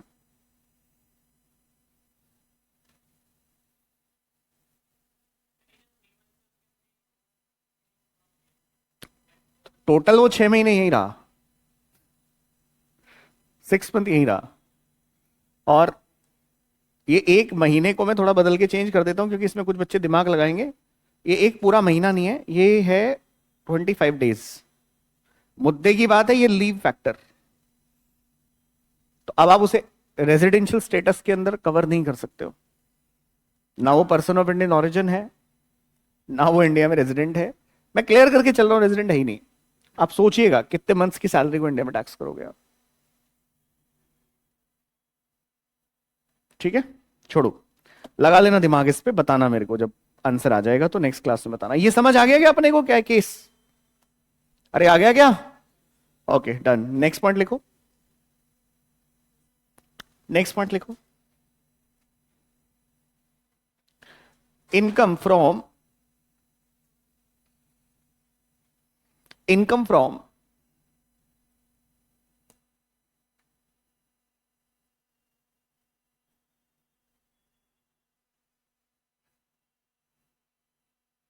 Business oblique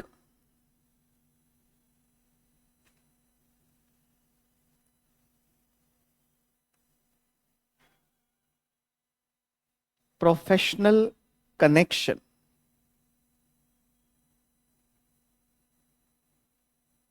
in India.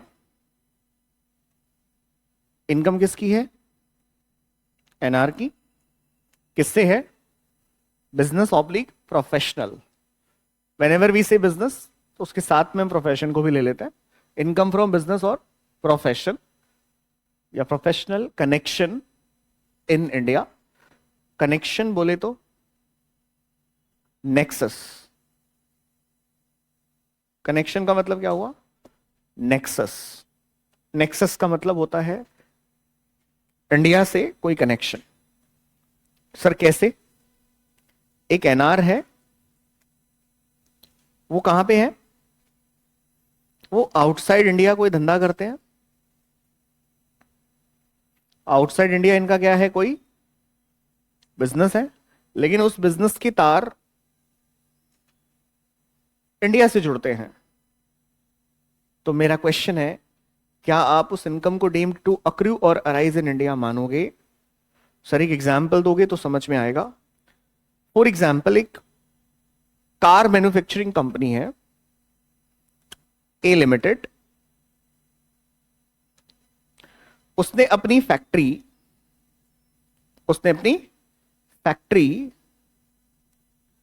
India में बना रखी है और गाड़ी के सभी स्पेयर पार्ट्स वो इंडिया में मैन्युफैक्चर करता है। उन सभी स्पेयर पार्ट्स को उठा के यूके लेके जाता है। यूके में बैठ के एक कार को असेंबल करता है। कार असेंबल करके उस कार को यूके में सेल कर देता है। गाड़ी बिकती है 25 लाख रुपए की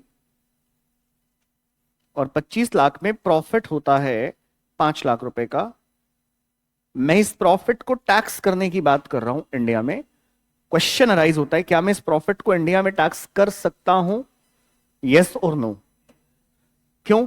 क्योंकि सर अभी सेक्शन 9 ने बोला कोई भी इनकम अगर आपको अराइज हुई है बिजनेस से जिसका कनेक्शन किससे है, तो अगर हम ये समझ लें कि किसी भी बिजनेस का या किसी भी प्रोफेशन का कनेक्शन इंडिया से कैसे हो सकता है, तो बात समझ में आ जाएगी।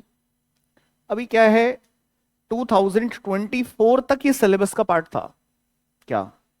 बिजनेस कनेक्शन क्या है। आफ्टर दैट सी इंस्टीट्यूट ने क्या करा, इसको सी इंटरमीडिएट के बच्चों के सिलेबस से हटा दिया। क्यों हटाया? 23 और 24 में गवर्नमेंट ने बिजनेस कनेक्शन के अंदर ड्रास्टिक अमेंडमेंट्स किए। जो सारे अमेंडमेंट सीए फाइनल के बच्चों के लिए तो रेलेवेंट हैं, बट सीए इंटरमीडिएट के बच्चों को अमेंडमेंट पढ़ने नहीं है। क्यों? क्योंकि उनकी कनेक्शन किससे जुड़ती है? फाइनल से। और वो सारे कनेक्शन किससे रिलेटेड थे? कंपनीज से रिलेटेड थे। किससे रिलेटेड? मजे की बात है, कंपनी की असेसमेंट हमारे कोर्स का पार्ट नहीं है। तो अब इंस्टीट्यूट को ऐसा लगा कि बच्चा इसको पढ़ेगा भी। पहली बात तो बच्चा इसे पढ़ेगा नहीं। क्यों? क्योंकि टीचर साहब ये बोलेंगे रेलेवेंट नहीं है, कहां पढ़ना है। हाँ या ना? तो अननेसेसरी स्टडी मैट में डालने का भी कोई फायदा नहीं है और बच्चों को पढ़ाने का भी कोई फायदा नहीं है। सिर्फ उनको ये बताओ कि अगर कोई बिजनेस कनेक्शन इंडिया से स्टैब्लिश हो गया बाहर बैठे किसी एनआर का, तो उसकी इनकम को डीम्ड टू अक्रू और अराइज इन इंडिया मानेंगे। बिजनेस कनेक्शन का पूरा एक्सप्लेनेशन कहां पे पढ़ना है? सीए फाइनल में। आई सेड ये पहले तुम्हारे कोर्स का हिस्सा था, अब नहीं है, खत्म हो गया, आपके कोर्स का हिस्सा नहीं है अभी है। क्या नहीं है कोर्स का हिस्सा? Explanation to the word business connection. इसको ध्यान रखना। तो इसको जाके गूगल नहीं करना है, ठीक है? क्योंकि इसमें जो चेंजेस हुए हैं ना, वो चेंजेस आपके कोर्स का पार्ट नहीं माने गए हैं। अब मैं आपको प्राइमा फेसी बिजनेस कनेक्शन कैसे निकलता है वो समझा रहा हूं। कैसे? सुनिएगा ध्यान से। कहां गया? नंबर 1, आपने कोई फैक्ट्री इंडिया में खोल दी। आपकी कोई फैक्ट्री है जो तुमने इंडिया में बना रखी है। नंबर 2, आपने इंडिया में कोई एजेंट अपॉइंट कर रखा है। आपने मतलब किसने? एनआर ने। एक एनआर बाहर बैठा हुआ है, इंडिया में एक एजेंट अपॉइंट कर दिया और उस एजेंट को बोल दिया कि तू एक काम कर, तू इंडिया से ऑर्डर्स ले, मैं तेरे को माल भेजूंगा और तू उठा के उस माल को इंडिया में बेच। तो एजेंट अपॉइंट हो गया, तो बात बन जाएगी कि नहीं बन जाएगी? ओके। कोई ब्रांच इंडिया में खोल दी, कंपनी बाहर है, उसकी एक ब्रांच को कहां डाल दिया? इंडिया में डाल दिया। Now the question is rising कि यार ये भी तो बिजनेस कनेक्शन माना जाएगा कि नहीं माना जाएगा? माना जाएगा। इसको बिजनेस कनेक्शन बोलेंगे कि नहीं बोलेंगे? बोलेंगे। तो बेसिकली कितने पॉइंट्स मैंने बोले? ब्रांच, एजेंट या फैक्ट्री। अगर इंडिया में लगा दी तो अपन इसको बिजनेस कनेक्शन मानते हैं, और उस इनकम को जो इंडिया के बाहर इस पर्टिकुलर एक्टिविटी से क्या हुई है? अराइज हुई है, हम उसको डीम्ड टू अक्रू और अराइज इन इंडिया मानते हैं। प्लीज लिखना शुरू करिएगा।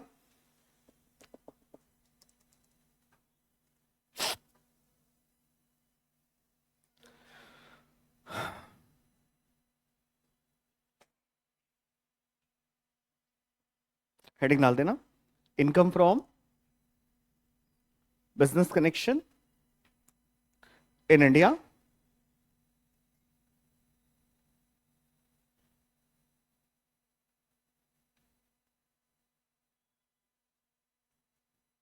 लिखिएगा। Business connection means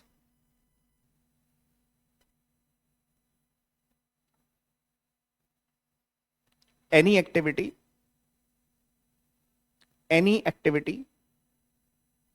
undertaken in India, any activity undertaken in India in relation to the business, apart from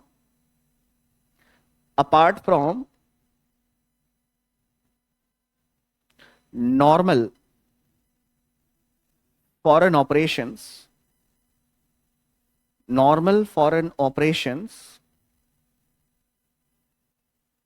of the business।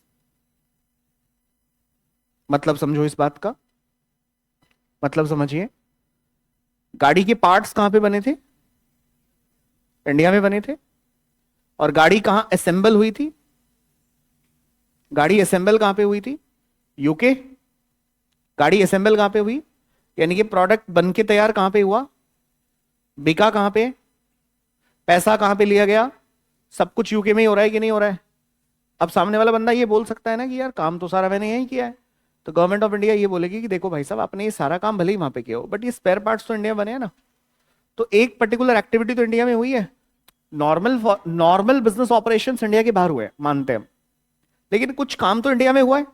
अब मुझे एक बात बताओ, एक गाड़ी पे कितना प्रॉफिट आया था? मेरा क्वेश्चन, क्या आप पूरे 5 लाख को इंडिया में टैक्स कर दोगे? नहीं ना, प्रोपोर्शनेट प्रॉफिट है, इंडिया में टैक्स होगा। मजे की बात सुनिएगा ध्यान से, आपको यह भी बोला गया है कि बच्चों आंख बंद कर लो, आपको तो पूरा का पूरा 5 लाख इंडिया में डीम्ड टू अक्रू और अराइज इन इंडिया मानना है, लेकिन whenever you will reach to C A final, तो वहां पे जाके आप इस प्रॉफिट का प्रपोर्शन करना सीखोगे। क्या करना सीखोगे? प्रोपोर्शनेट प्रॉफिट आप क्या करोगे? इंडिया में टैक्स करोगे। There is a rule for that, एक रूल लिखा गया है इसके लिए। अगेन वो रूल आपको इंटरमीडिएट में नहीं पढ़ना है, आपको तो यहां पे बोला गया है कि वो इनकम को आप इंडिया में डीम्ड टू अक्रू और अराइज मान लेना। पहले बताओ यहां तक लिख लिया क्या आपने? आगे लिखो।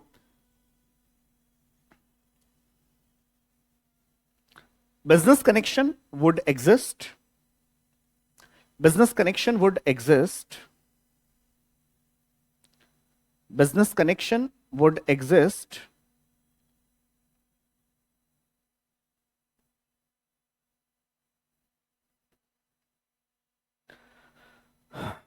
if if any non-resident, if any non-resident has business outside India,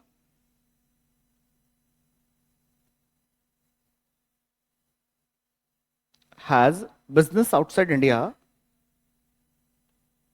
but he has an agent in India.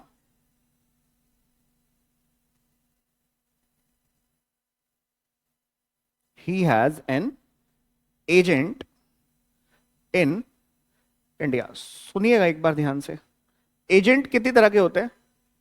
दो तरह के एजेंट, दो तरह के होते हैं। एक वो जो आपके बिहाफ पे बेचते हैं, प्रिंसिपल के बिहाफ पे सेल करते हैं, और एक वो जो प्रिंसिपल के बिहाफ पे खरीदते हैं। बेचने वाले को कहा जाता है सेलिंग एजेंट, और खरीदने वाले को कहा जाता है बाइंग एजेंट। तो अपन यहां पे बाइंग एजेंट की बात कर रहे हैं कि सेलिंग एजेंट की बात कर रहे हैं? किसकी बात कर रहे हैं? दोनों की बात कर रहे हैं, अपन दोनों की बात कर रहे हैं।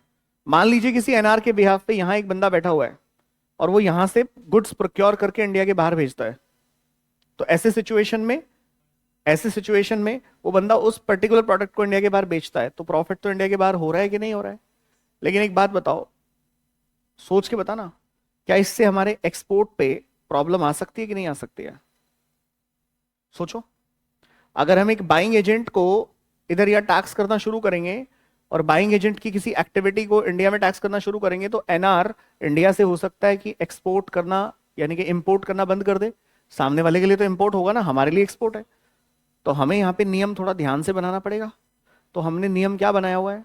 हमने नियम ये बनाया हुआ है कि अगर कोई एजेंट इंडिया के बाहर कोई गुड्स भेज रहा है, ठीक है, और उस पर कोई और एक्टिविटी इंडिया में नहीं हो रही है, बस वो गुड्स उठा के यहां से रॉ मटेरियल बाहर भेज दे रहा है, तो उसको हम बिजनेस कनेक्शन नहीं मानते हैं। हम उसे सिर्फ क्या मानते हैं?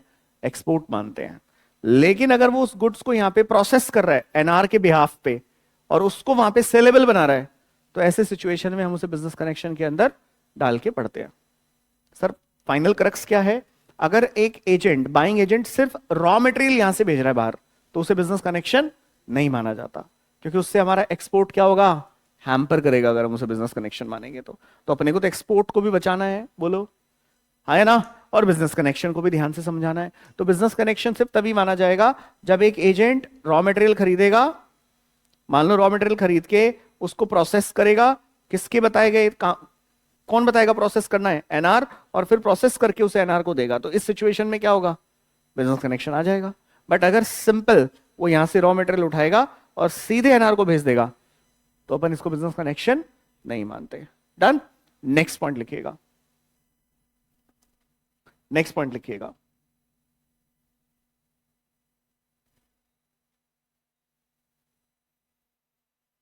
नेक्स्ट पॉइंट है, इसी में लिख लिया ना, इसी के नीचे लिख लेना,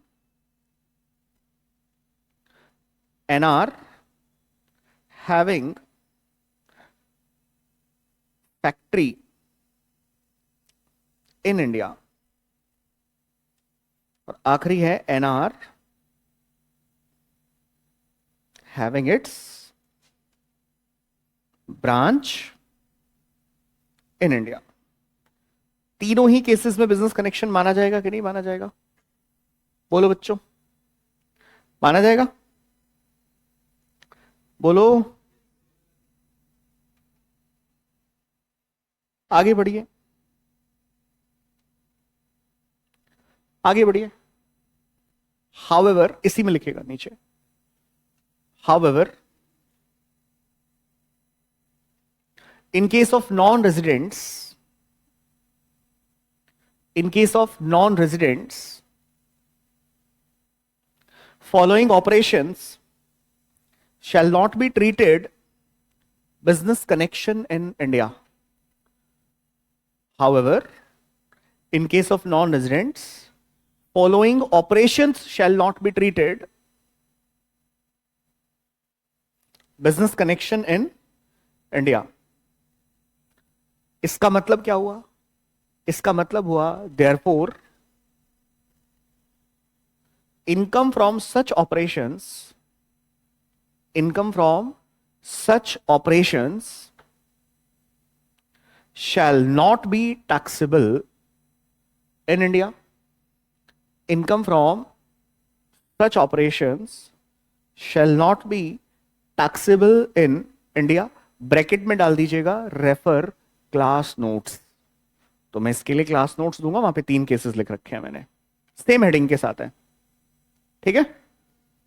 समझा के छोड़ रहा हूं, तीनों केसेस को समझा के छोड़ रहा हूं। नंबर 1, एक नॉन रेजिडेंट है, उसकी एक न्यूज एंड व्यूज कलेक्ट करने की एजेंसी है। क्या है? न्यूज एंड व्यूज कलेक्ट करने की एजेंसी है। तो एक एनआर अपनी कंट्री में बाहर, लेट्स सपोज कोई पर्सन है श्रीलंका से, उनकी कोई न्यूज एजेंसी है, और वो न्यूज एजेंसी इंडिया आती है क्या कलेक्ट करने? न्यूज एंड व्यूज कलेक्ट करने। Can you please tell me, news and views collection अगर इंडिया से कलेक्ट होगा और बाहर दिखाया जाएगा तो उससे इंडिया को कोई फायदा होगा कि नुकसान होगा? क्या फायदा होगा? क्या फायदा होगा? इंडिया का एक वर्ल्ड रिकॉग्निशन बढ़ेगा, एंड इंडिया के अंदर एक सेक्टर है tourism sector, might be that sector will improve, बाहर से लोग इंडिया आएंगे। फॉर एग्जाम्पल, कश्मीर में बर्फ पड़ती है, बर्फ पड़ने के बाद कश्मीर बड़ा सुंदर दिखाई देता है। अब ये न्यूज अगर इंडिया से कलेक्ट होके बाहर दिखाई जाएगी तो लोग बाहर से इंडिया घूमने आ सकते हैं, टूरिज्म प्रमोट हो सकता है। ऐसे सिचुएशन में हम उस न्यूज एंड व्यूज कलेक्ट करने वाली एजेंसी की जो एक्टिविटी है इंडिया से न्यूज एंड व्यूज कलेक्ट करने की, उसको हम बिजनेस कनेक्शन नहीं मानते। इसकी 2 कंडीशन है।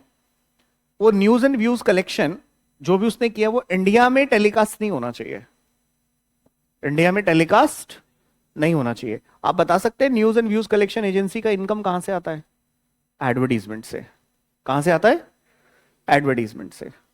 तो अगर एडवर्टीजमेंट से इनकम आता है तो डेफिनेटली वो बाहर बेचारे न्यूज एंड व्यूज दिखाते हैं, वहां से इनकम अर्न करते हैं, छोड़ दो उसको, उसको इंडिया में टैक्स करने की जरूरत नहीं है, अनलेस अदरवाइज वो न्यूज को इंडिया में टेलीकास्ट नहीं करते। क्लियर हो गया? तो अपन उसको क्या नहीं मानेंगे? बिजनेस कनेक्शन नहीं मानेंगे। कब तक? जब तक वो न्यूज एजेंसी इंडिया में उस न्यूज को टेलीकास्ट नहीं करेगी। ये इंपॉर्टेंट था, ठीक है? अच्छा, बाहर के कोई प्रोड्यूसर हैं जो मूवी बनाते हैं, सिनेमोग्राफिक फिल्म, इंडिया में आए शूटिंग के लिए। कहां पे आए? इंडिया में शूटिंग के लिए आए, और इंडिया में उन्होंने क्या करा? वो मूवी शूट करी। लेट्स सपोज राजस्थान में एक जगह है भानगढ़, तो वहां पे वो मूवी शूट हुई, ठीक है? अब वो मूवी इंडिया के बाहर टेलीकास्ट हुई, इंडिया में नहीं दिखाई गई। भाई इंडिया के बाहर, इंडिया में शूट जरूर हुई लेकिन इंडिया के बाहर दिखाई गई। तो ऐसे सिचुएशन में प्रमोशन किसका हो रहा है?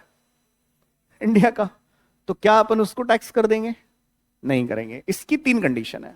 पहली कंडीशन, वो जो सिनेमोग्राफिक फिल्म शूट हुई है और वो जो कंपनी है जो उसको शूट कर रही है उसका कोई भी शेयर होल्डर इंडियन नहीं होना चाहिए।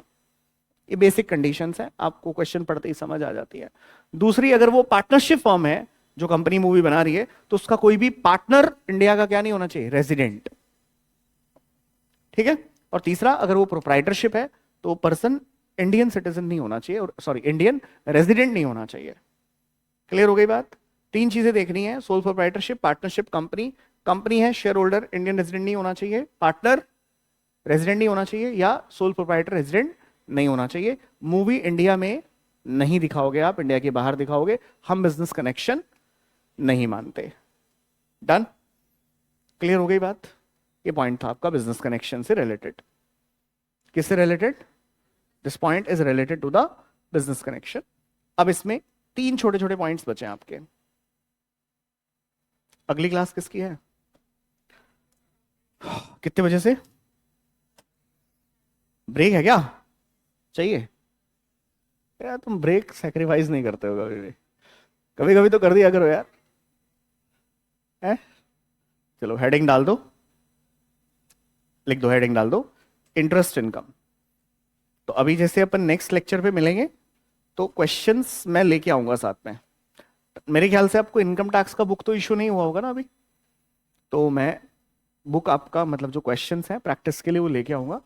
तो नेक्स्ट क्लास में हम ये 3 पॉइंट्स हैं, छोटे छोटे 2-2 मिनट के पॉइंट्स हैं, इनको अपन खत्म करेंगे और फिर क्वेश्चन आंसर्स प्रैक्टिस करेंगे। तो हमारी नेक्स्ट क्लास जो है ना वो बहुत इंपॉर्टेंट है। ठीक है, that will be on Thursday. हाँ जी जी, बिल्कुल माना जाएगा, बिल्कुल माना जाएगा। बट मजे की बात, ये सारे राइट्स किसके पास होते हैं? बीसीसीआई। और मजे की बात है, बीसीसीआई जो है ना उसकी कोई इनकम इंडिया में टैक्स नहीं होती। यस, वो एनजीओ है। ठीक है, वो बहुत बड़ा कारोबार है वो। ठीक है, चलिए, थैंक यू।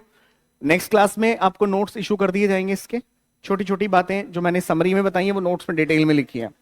ठीक है, चलिए। हाँ, मैं अभी भेजूंगा, अभी नहीं भेजी है, अभी भेजूंगा मैं उसको ना।